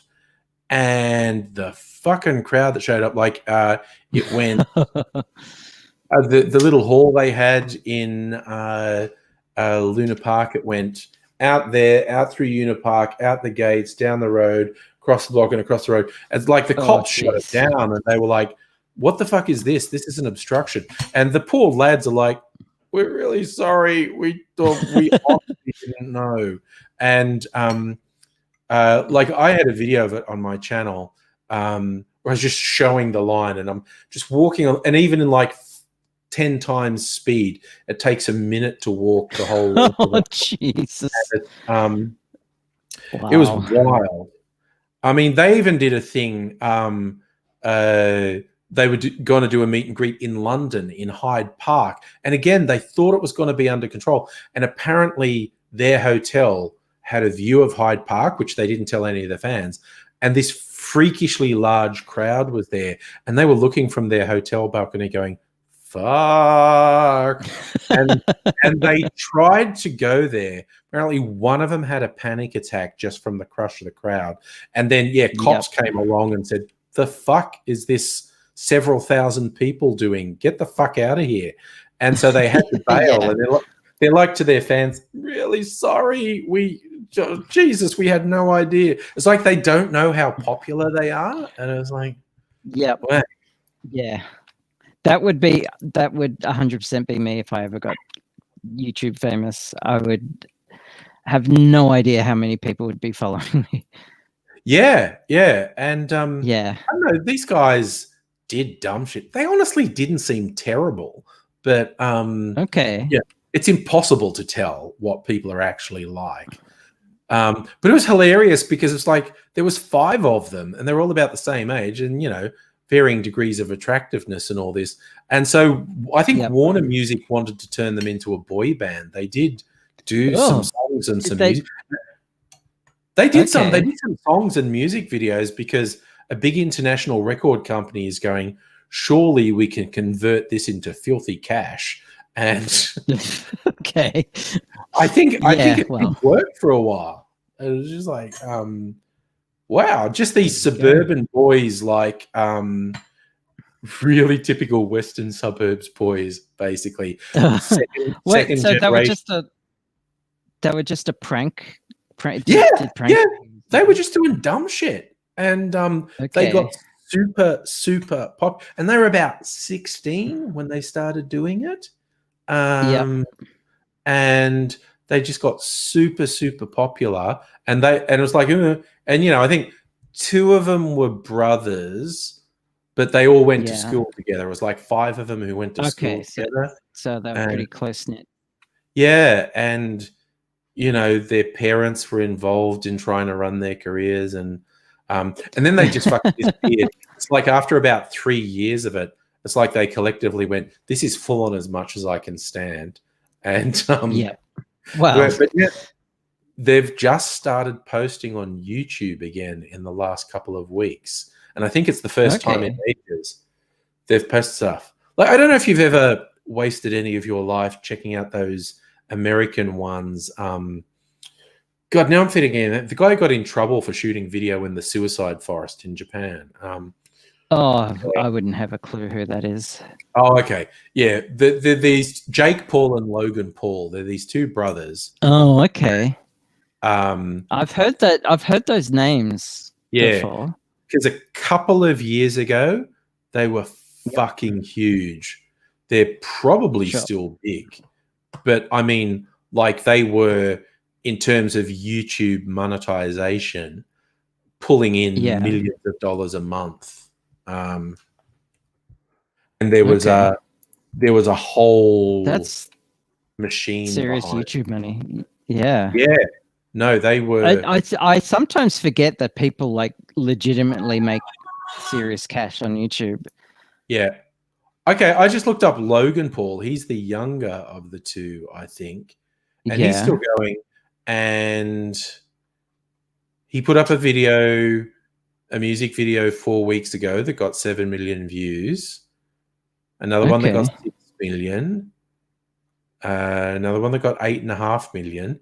So he's still getting, 6 to 8 million views if he puts up a video. Well, best of luck to him. Yeah. And there was all sorts of weird shit about these brothers and their behavior and how much of it was staged and how much of it was real.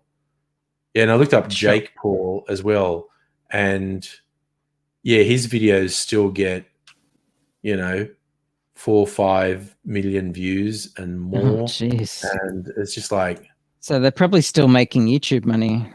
Yeah, but also see, the odd video here and there. Yeah, they got signed up in with some management company, and so they were put up in a luxury house and where they do all this shit to really annoy the neighbors, and then people found out, like their fans found out where the house was, so the street was always clogged with teenagers. Which drove the neighbors absolutely crazy, which is also kind of funny because they were rich white fucks in Beverly Hills who suddenly were having their precious lives inconvenienced. So real hard to have sympathy. On the one level, what was happening was really shit, but then on the other level, when you look at the people who were complaining, it was hard not to go, fuck you, I don't care. But it's I'm hard to have sympathy for rich Hollywood types.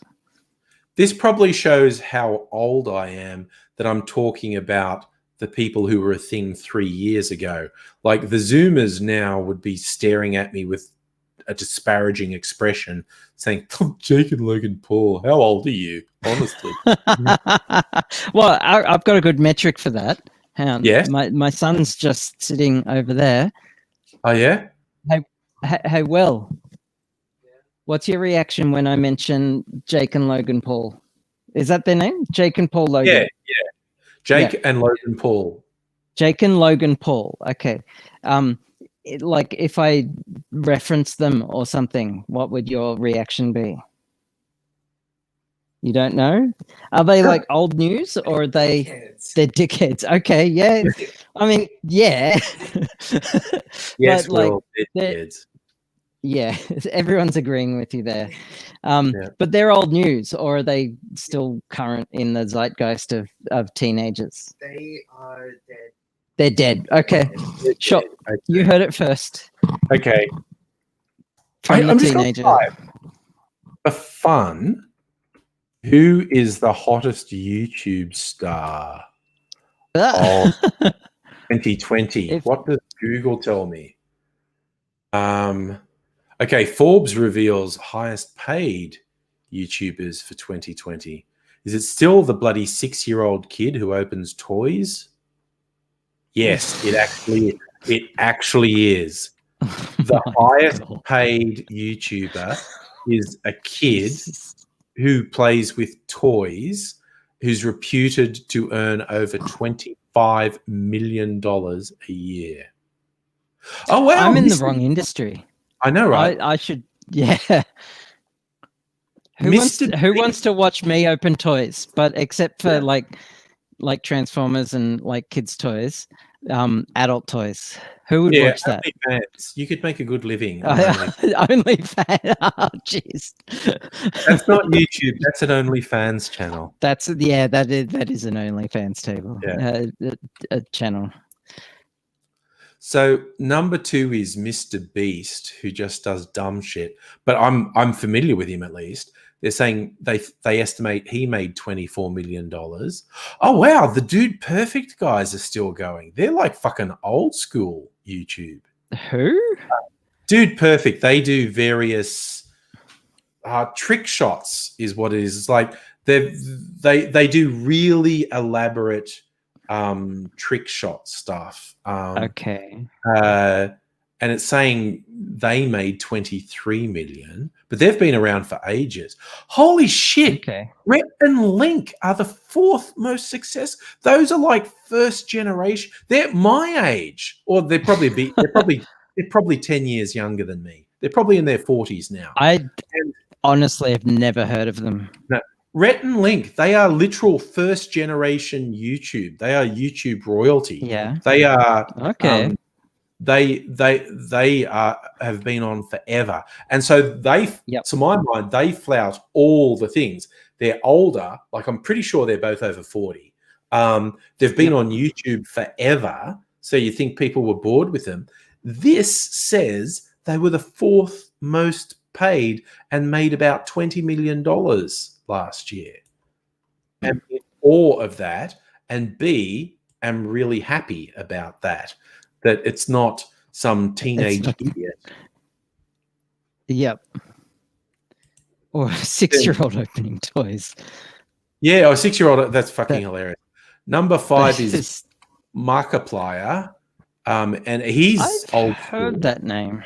Yeah, no, he's a gamer one. He's old school. His little empire is said to have made 19.5 million. Oh, the first one I've never heard of. Preston Arsment. That is just a wicked good name. Pressman Arsment. Okay. ARSEMENT. Preston Arsment. That's fucking gold. And that appears to be gaming and prank stuff. Like he has a popular video. Of the Boston Arsments. Of the Boston Arsments, yes. Loosely related to the Tennessee Sphincters. So. Yes. So he's got his popular videos called 5 Ways to Prank Your Little Brother's Minecraft House. So that looks painful as fuck. Okay. Yeah. And then the next one, good. Now we're into the ones I've never heard of. Anastasia Radzinkaya. And that looks like it's a little kid. Yeah. Oh my God, that's like a family YouTube channel centering on a little blonde girl, and they make $18 million. Jesus. I love it. That's too much money for a kid that young. That is just ridiculous. That's not normal. So I knew the first 5. That'll fuck up the parents too. Like if the parents are not on it in support of the kids, that could just mess up the parents and like make them greedy fucks. Because it really brings out the parents' side, you know. Recipe for disaster. Brings out the character of the parents. That's where I was going with that. Yeah. Oh, so there's a channel called Blippi Education Videos for Kids that's reputed to have made $17 million. Never heard of them. David Dobrik, never heard of him. Surprising people with Kylie Jenner. So he is influential enough to get one of the Jenners to appear in his videos. I'm But not all that familiar with who the Jenners are. Oh, well, keeping up with the Kardashians. Jenner is an in-law of Kim Kardashian. Oh, okay. So Her. just dumb shit. Dumb shit. Okay. So I've never heard of that. Oh, Jeffree Star is the 10th. He's like a gay makeup dude. Who everyone says he's like and transphobic, but yeah, so I've heard. But I don't know any details, but at least I've heard of him. Jeffree Star is reputed to have made, and again, it's when they say this channel has made 15 million, there's usually actually an entire company behind that, which is taking 75% of the income, but that still leaves the person who fronts it making a couple of $1 million a year. So sign me up. Yep. So Jeffree Star was number 10. There you go.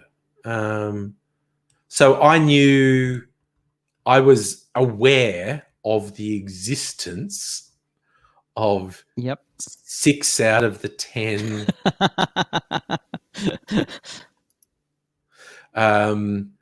But so is me. I've been on YouTube forever, and there are people making $20 million a year, and I've never actually heard of them.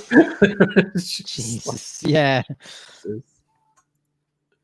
And I know Twitch is L3 is talking about Twitch is kind of more hip, but they don't make the money on Twitch. You can, if you sign up to a very small handful of people can make some money off Twitch, but it's like you get the following, then you've got to sell merch or have a Patreon or something, and you can get sponsorship of Twitch, but you can't make as much money. It's a lot of work. Yeah, it's a hell of a lot of work. For a brief moment, I considered for doing the live streams, Twitch is hip. That's where it's at. Maybe I should focus on Twitch, and that's all because you start doing it, and they have those like badges and achievements, like they tried to gamify the streaming, and I looked at it and said, this is fucking sick. They're trying to make you stream for 100 hours a month. That's literally one of the things. And it's just like, this is fucking sick. If you get addicted to the meaningless buzz of getting these badges, it's going to fuck your life up because they're trying to make you stream for 100 hours a month. And it's just like, what the fuck? And I only stream for about, average 2, 5, 10. I only stream for about 40 or 50 hours a month. That's normal. 100 hours. Well, I started a Twitch channel, and I started playing games, and I even I wrote some software live on stream once, but mainly played Elite Dangerous. But I'm way too introverted for that, and just the expectation of having to interact with people while playing a game just was so exhausting. I just didn't like it and stopped. Yeah. Not for me. I mean, I could probably entertain people by playing games because I do tend to get quite vocal, particularly, when the buttons don't do what I want to do and I start screaming at the screen. The fuck was that? Why the fuck did I don't want to fucking do that? Angry gaming. Yeah. I love it. Because that is how I tend to game. It's like merrily going along and then suddenly outbursts of, the fuck was that? I didn't fucking push that. I would watch you play Red Dead Redemption. I would. Red Dead's fun. Red Dead is. Oh, I was going to say, Nettie's going to join us. Hey, Nettie. Hey, Nettie. Hello. Hi. But Red Dead. Oh, nice. What is that, Nettie? Nice. Ocar Gold Daisy. Oh. And I got the ice shredding thing to work that we got for Christmas. Nice. So now it's got lots of crushed ice. Are you going to be streaming for a bit? Because I'm thinking there's a convenience store across the road. I might grab a drink. Will you be here in like 10, 20 minutes? Yeah, we'll wait for you. Cool. I shall return. See, doing finger guns again. That's my thing. Oh, no, see, I've still got, because I was making Oka Cold drink tonight. I've still got a bit of Oka Cold, but I'm pretty sure when this gets close to running out and I order more, I'm going to go a bit mad on the Oka site and go, oh, well, I'm definitely going to I've got to get the Mando and I've got to get the, what's the other one that you got? The Tropic? I got the Tropic, I got the Gold, and I got the bitter one. The really desert, yeah. It's a bit what do they call? Because I only ever had the little bottle of that, and that's intense. I can go get it and Island Bitter. Do they call it Island Bitter? That's it. Yeah. L3's just making coffee, which is a bit more responsible, but oh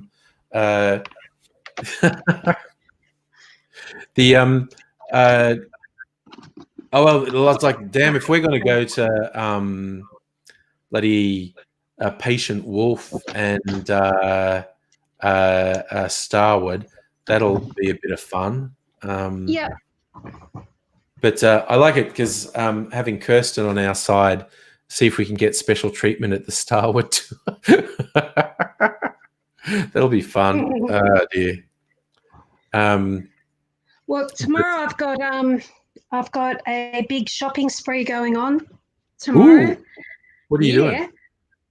We're going to hit Dangerfield and with the kids. And so it's me and a friend and her kid and my kids. So, but if I have any energy left after that, I might pop down and see you guys.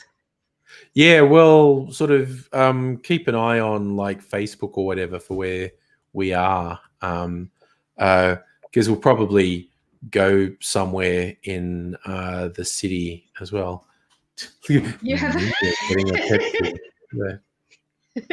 Ghosty. Yeah. Fridge ghost. Ninja getting a Pepsi out of the fridge. Must be doing a late night gaming session to be doing that. My offspring are always just in their rooms doing online gaming with their friends. So that's good. They know it's like the noise curfews. Because I have to be careful not to be too boisterous on the streams. It's like the noise curfew is about 10 p.m. Like, don't shout at whoever you're interacting with online after 10 p.m. because there's someone trying to sleep at 10 p.m. So,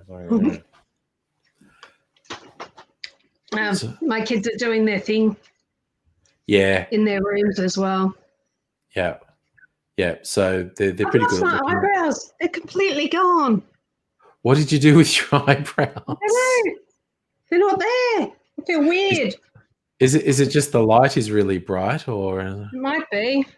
I'm using one of these thingies. Oh, a ring light. Yeah. Am I doing it wrong? Maybe I'm doing it wrong. I still don't have eyebrows even without it on. Oh well. It's one of those things. There. Oh, there you go. I still don't have eyebrows, but that's okay. I got my hair done today. Oh, nice. More blonde. Looks nice. Thank you. And I have not done my hair in 6 months, so it's just becoming a thing. It's just growing and has a mind of its own. Silver mane. Yeah. Yeah. I don't know. We're going to go out in the city. I don't know whether if I put some product in it, then I can just like slick it down, and then I don't have to worry about it because it won't go anywhere. But then I look kind of weird, like some 80s action movie bad guy with slick down hair or something. But yep, I can say that. It's very, very hard to keep track of it. Yes, I need like a white cat and go, no, Mr. Bond, I expect you to die. It's like...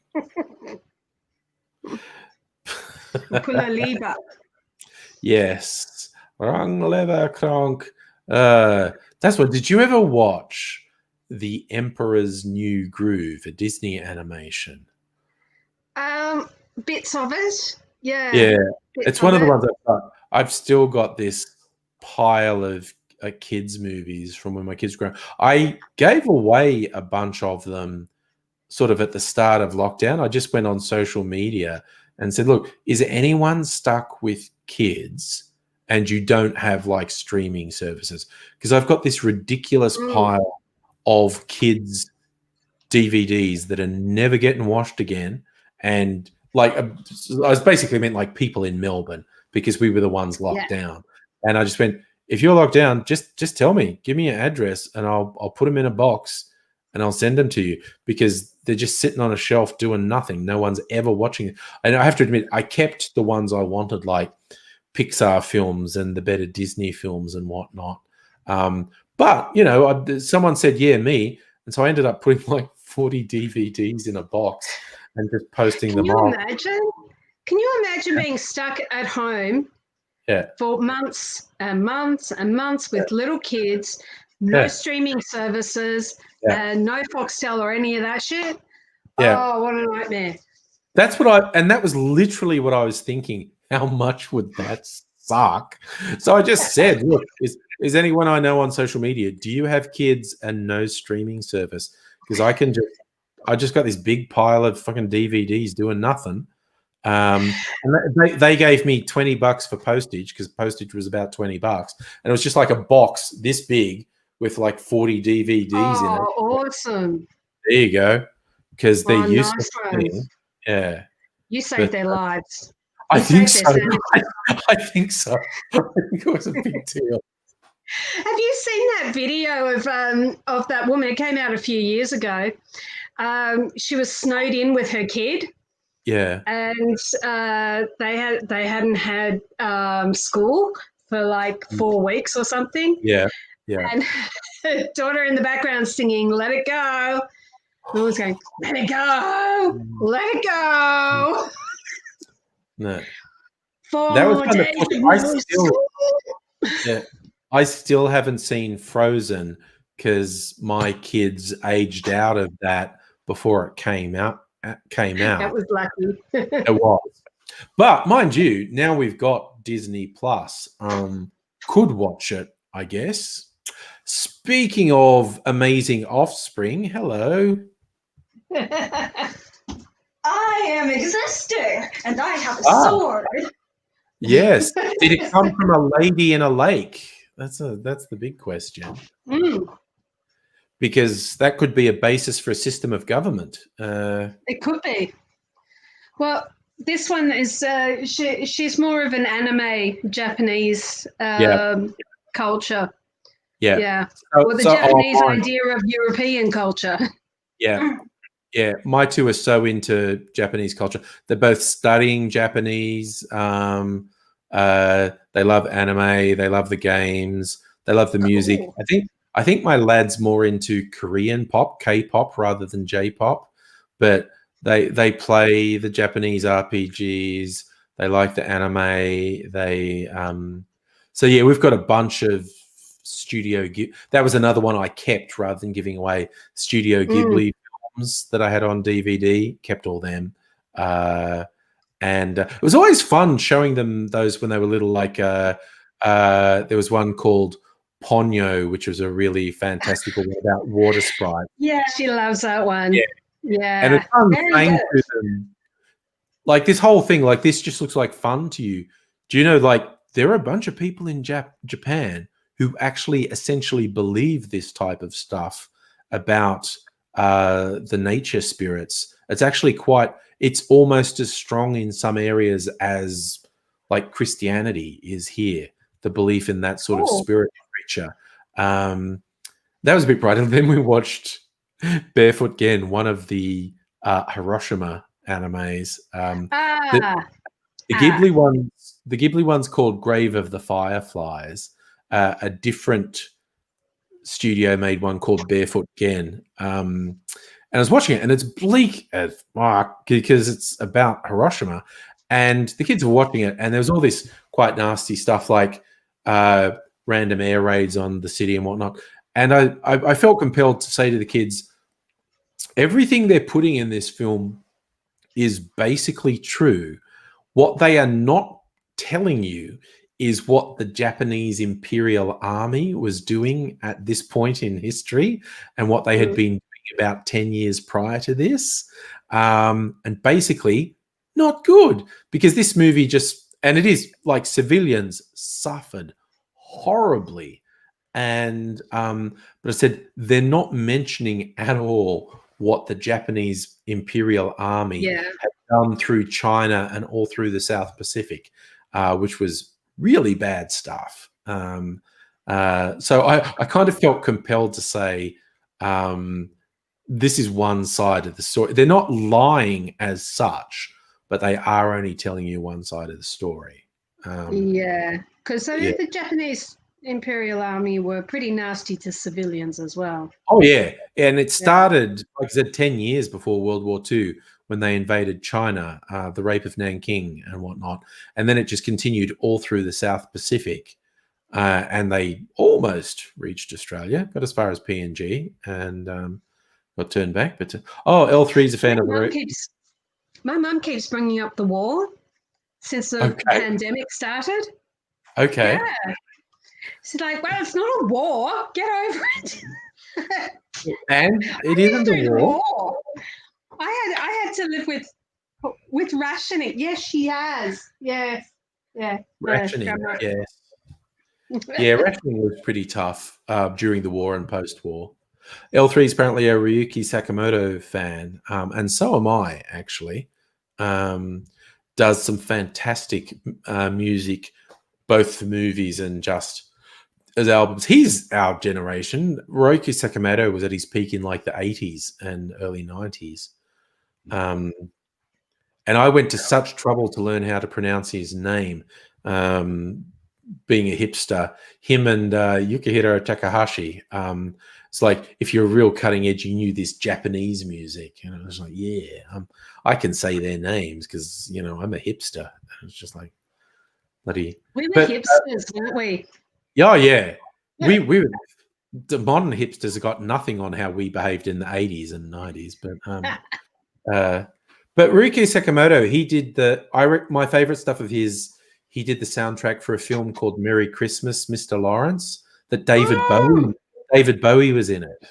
That was amazing. I watched that movie so many times. I loved that movie. Yeah.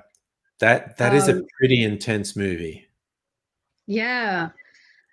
David Bowie was perfect in it, None of that sort of. He got over his wooden acting. Yeah, he was a bit wooden before. He's had several goes at acting, some better than others. I saw there was a stage play. Oh, another kitty cat. Come here, say hi. It's a void. There was a stage play of The Elephant Man. Started. I'm sorry.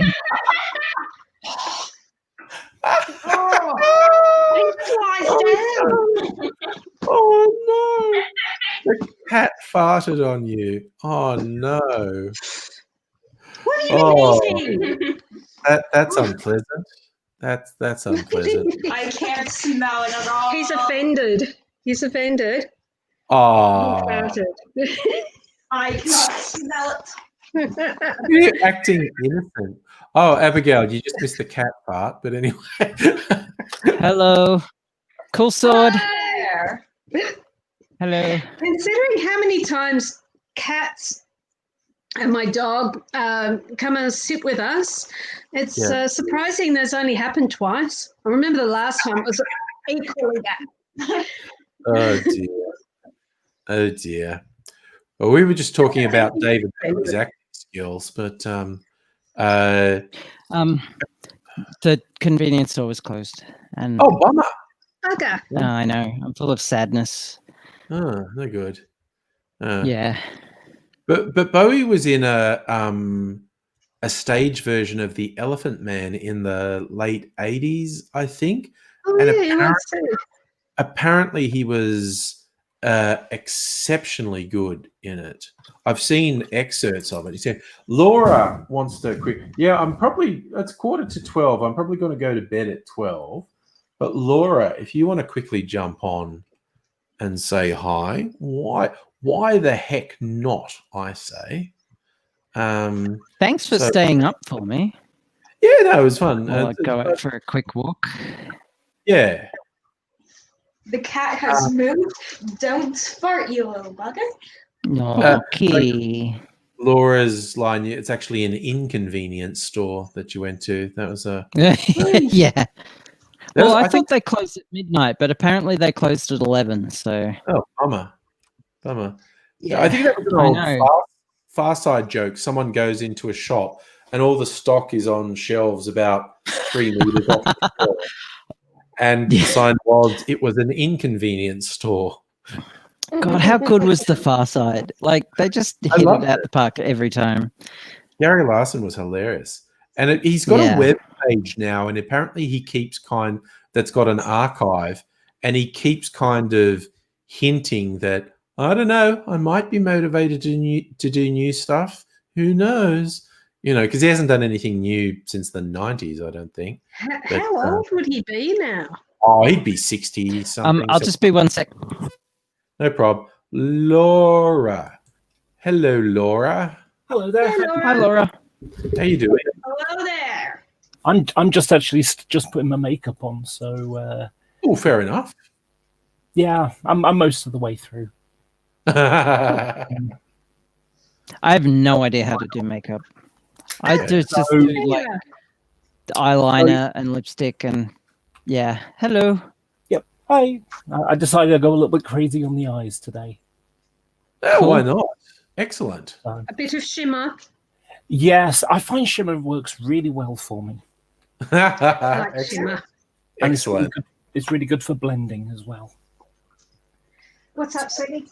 I just came in to vibe. So Okay. what's happening in your world, Laura? Not a lot really. I mean, it's actually not raining yet. Okay. Which is good for this time of year. Yeah. Here in Manchester, there's two kinds of weather at this time of year. It's either raining or about to rain. So Fair enough. I'm in. Technically, Yeah, that's but not all the time. always, isn't it? Well, no. I mean, But yeah, the weather- overcast and raining. That is what a lot of people think England's like, and it's not really like that. You know, it's like people have this idea of London being fog bound. Yeah. Yes. It hardly ever is. You know, this is like a Victorian London idea that Yeah. people Yeah. because back in those days, people were still using coal in their in the fireplace. Yes. Yeah. Yep. You know, and Yeah. of My course, mum used to. 50s, My mum used to tell me stories of pea supers, as they were called, and Yep. she said you couldn't stick your head out to look for the bus in the morning or to get knocked off because you couldn't hear the bus coming and you couldn't see it coming either, and it'd just be poof, right there.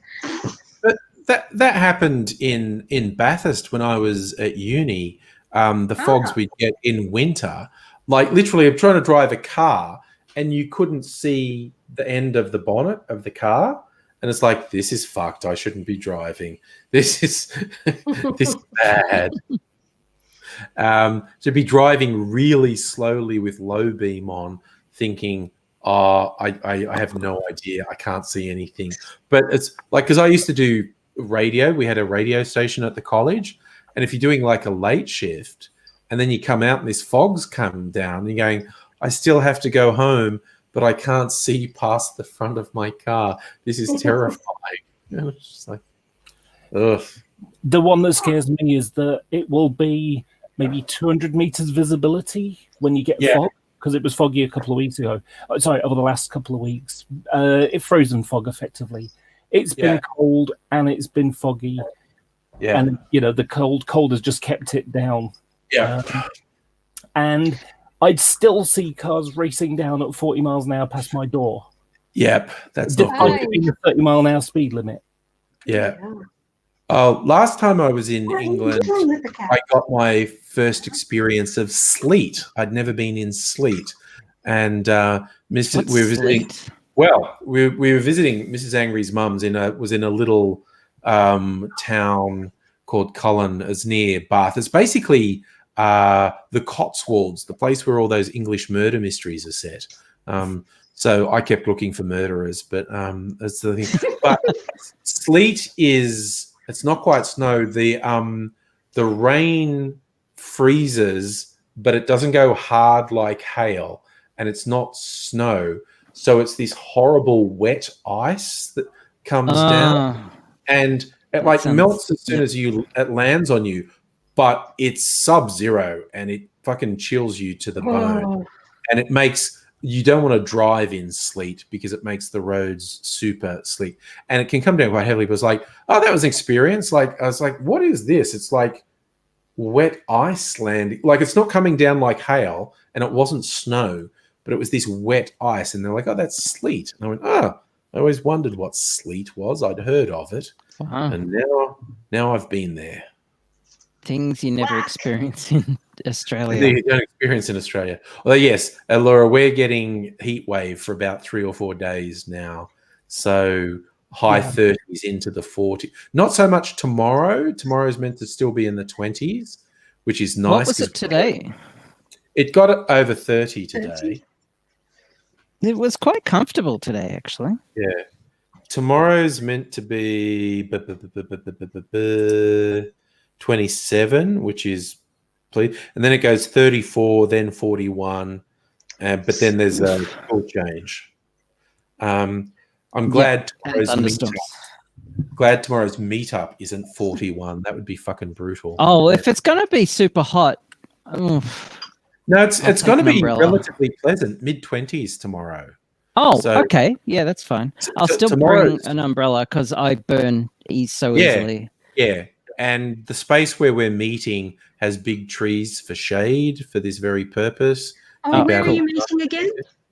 The initial meeting place is just behind Federation Square at Birrarung Ma Park. It's just past, there's a building called Art Play. That does art education for kids. There's a bit where there's some benches and big trees and whatnot where you can sit under. But depending on what's what, and what people are doing, we might move somewhere. We might go somewhere indoors, that's air conditioned or something. So anytime we move, I always post updates to Facebook saying, oh, we're here now. Now we're here. Now we're here. Okay.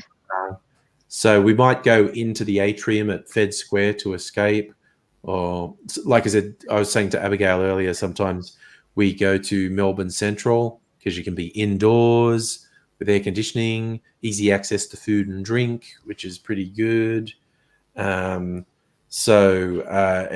all depends. And I don't know, I might try and talk a couple of people into going to 1 or 2 of my favorite haunts before I go, like little cocktail bars that I haven't visited for a year. But and what time are you meeting again? 1 o'clock. 1 o'clock, okay. And I'm meeting people at 12, so I won't make that. I won't make 1 o'clock. Be hanging around to some degree till 5 or 6 o'clock. And then I'm buggering off at about 6 o'clock. So okay. Good to know. Just to have a little social hang, because it's actually, I feel spoiled. We got to do that. We did that at New Year's Eve. We did. And then we did it again in Fitzroy that time. So we've been socializing. So I feel... I've been going out a lot. I've been going out a lot lately. Yeah, you've been going out. Yeah. Yeah. Downright social. Shit. 4. Right. Oh. We're not entertaining enough for her. Damn. Yeah. Oh, that's a shock. We're not entertaining enough for a teenager. I never thought that day would come. Yeah. What? Yeah. She's 12, actually. So. Oh, she's still 12. I still think it just reminded me. One of the funniest things I've seen is teenagers ragging on millennials on TikTok, and millennials getting super upset. And it's so funny. Yeah. This one actually is Hello. a teenager. Hello. Hey. I wasn't sure where I was just a minute. Because millennials getting super upset that someone calls them old and boring. And I went like, yep. You only have to hit about 25. Welcome to our world. Revenge is ours. Yeah. It's such a shock the first time it happens. You're mid or even early 20s and a teenager treats you like you're ancient and you're like, fuck off. Yeah. My first symbolization of that was when I was watching the movie War Games for the 15th time or whatever. Yeah. And it's like, oh, Dr. Vulcan, he died. How old was he? 46. It's like, oh, that's old. Oh, yeah. Okay. Yeah. I remember reading on one of those sort of hip websites like Junkie or something, where they do the listicles and whatnot. And they had one where someone is in their mid-20s, is playing music from 10 years ago to mid-teens and saying like, what do you think of this? And they're going, And one of the funniest bit of it was one of the teens, like a 13, 14-year-old goes, it's like the music that really old people listen to. And the like late 20s millennial goes, okay, first go fuck yourself. And it was just like, I think that was the first time someone said that to you, that you're really old. Yeah. Oh, That's hilarious. Yeah, So- I'm. Nerf guns. yes. Yeah. So I used to Quite well. I used to run a war games club for teenagers, basically. Yep, I've got a couple myself. Oh my gosh, I don't believe it! You've actually got them right next to you. Yeah, no, my Nerf gun. Where's mine? So basically, No, mine's a bug killer. Mine's a Fortnite variant. Oh, there you go. I've got my bug assault rifle too. So there you go. I've got. I forgot what they're called now. It's Stu's little green discs. Oh yes. Oh yeah. Yep. But you see, the thing is, you're supposed to put 3 C cells in it. Yeah. I have 4 A-size cells, but the lithium-ion ones. And so normally when you press the trigger to start the motor that then zings them out, because it's Yes. effectively they're little rubbery shaped things. And Yeah. you've got a big wheel that goes, and it basically, when it pushes it forward, it squeezes them and goes ping. Yeah. Yeah. So, I had lithium-ion cells, which were like, twice the voltage. So on the normal gun, it goes like, "Rrrr." In mine, it goes, "Rrrr." You hit someone or you get hit by them. Anyway, so the War Games Club, the shop, it was a toy shop upstairs above a toy shop. And twice a week, they also had Nerf gun fights at night. And it was loads of fun. It was like 3 shops in one, so it was like quite a large area. Yeah. So you'd have like 2 sides, and then we had this kind of zombie thing going on. So they'd set off some, some sound effect on a timer, and it would just be random. After like 2 minutes, it would then start. Yeah. And anybody who got shot, they died, and they just lied on the ground. And then when the zombie thing went on, everybody who was dead could now get up and now kind of stumble around to try and get them. You had to shoot them and make them dead again. And so you'd end up with like 3 people with 15 people coming at them as zombies, like, ah! That was a lot of fun. Oh That's no. so fun. So at That one sounds point, like a it's like, I know, why don't we have some music on in the background? And the stuff they were listening to, it's like, oh my God, makes me feel old, So, because there I was, like 35, and I'm playing Nerf gun games with a bunch of teenagers, largely. It was mostly teenagers, and like, the shop owner who was about my age. So. Yep. I remember doing laser tag one of my kids' birthdays a while back. So I was in my 40s, early 40s probably. And all these like 12-year-olds. And so I decided I was joining in the laser tag. And all these snotty kids on the other team, and I think they just looked at me like, who's the dumb old person? We're going to get them. I'm going, come on, step up, bitches. And and I was just taking them out left, right, and center.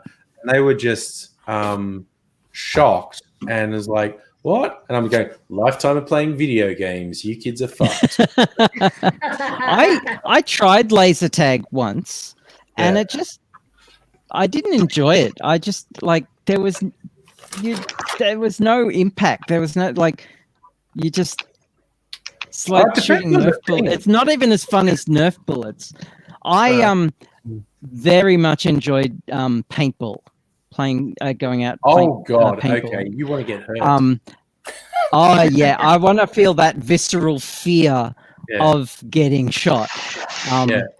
And the last time I did it was with my D&D group and a bunch of like family members and extended people, and because I am who I am, I led whatever team I was put in, and we dominated. It was so much fun. It just like I just like tactics wise, I just it was great. One of the interesting things that I learned, so there were the big guns and things like that, and there was just this little thing, it was probably about this big, called a jolt, I think it was called. Mm-hmm. One little bullet, and you just pulled it back with an elastic band, and you triggered it, went off like that.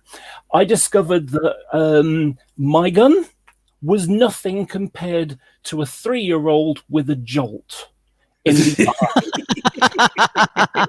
Shot me in the eye with a jolt, and it's like, and the thing is about it, your first instinct is to swear loudly.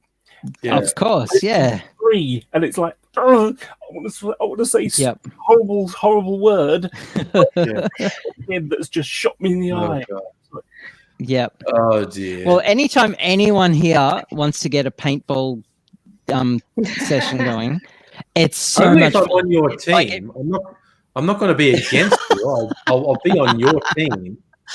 It's a lot of fun. Just try it. I have never hated it. It's I did. Although one time someone shot me right in the arm, point blank, after I'd conceded, because you can yield, but like he mustn't have heard me, and he shot me underneath we're underneath the wreck of this helicopter in the paddock, and he shot me point blank. He was like a meter away, and fuck, that bruised up. That was shocking. I saw one guy, he got hit in the webbing of his fingers, and it just formed this massive blood blister. Oh shit! Yeah. So now people wear gloves.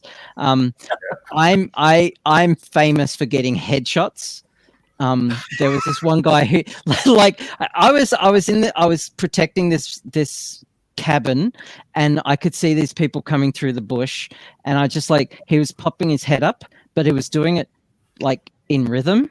So I just counted 1, 2, and perfect splat mark on his goggles. If he hadn't have been wearing goggles, I would have taken his eye out.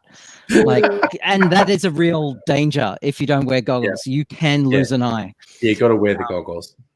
But guys, I'm gonna bow out now because I've got a thing on tomorrow. Okay. Yeah, so, me too. Good night, Good guys. night. Live long and prosper. Nice meeting you.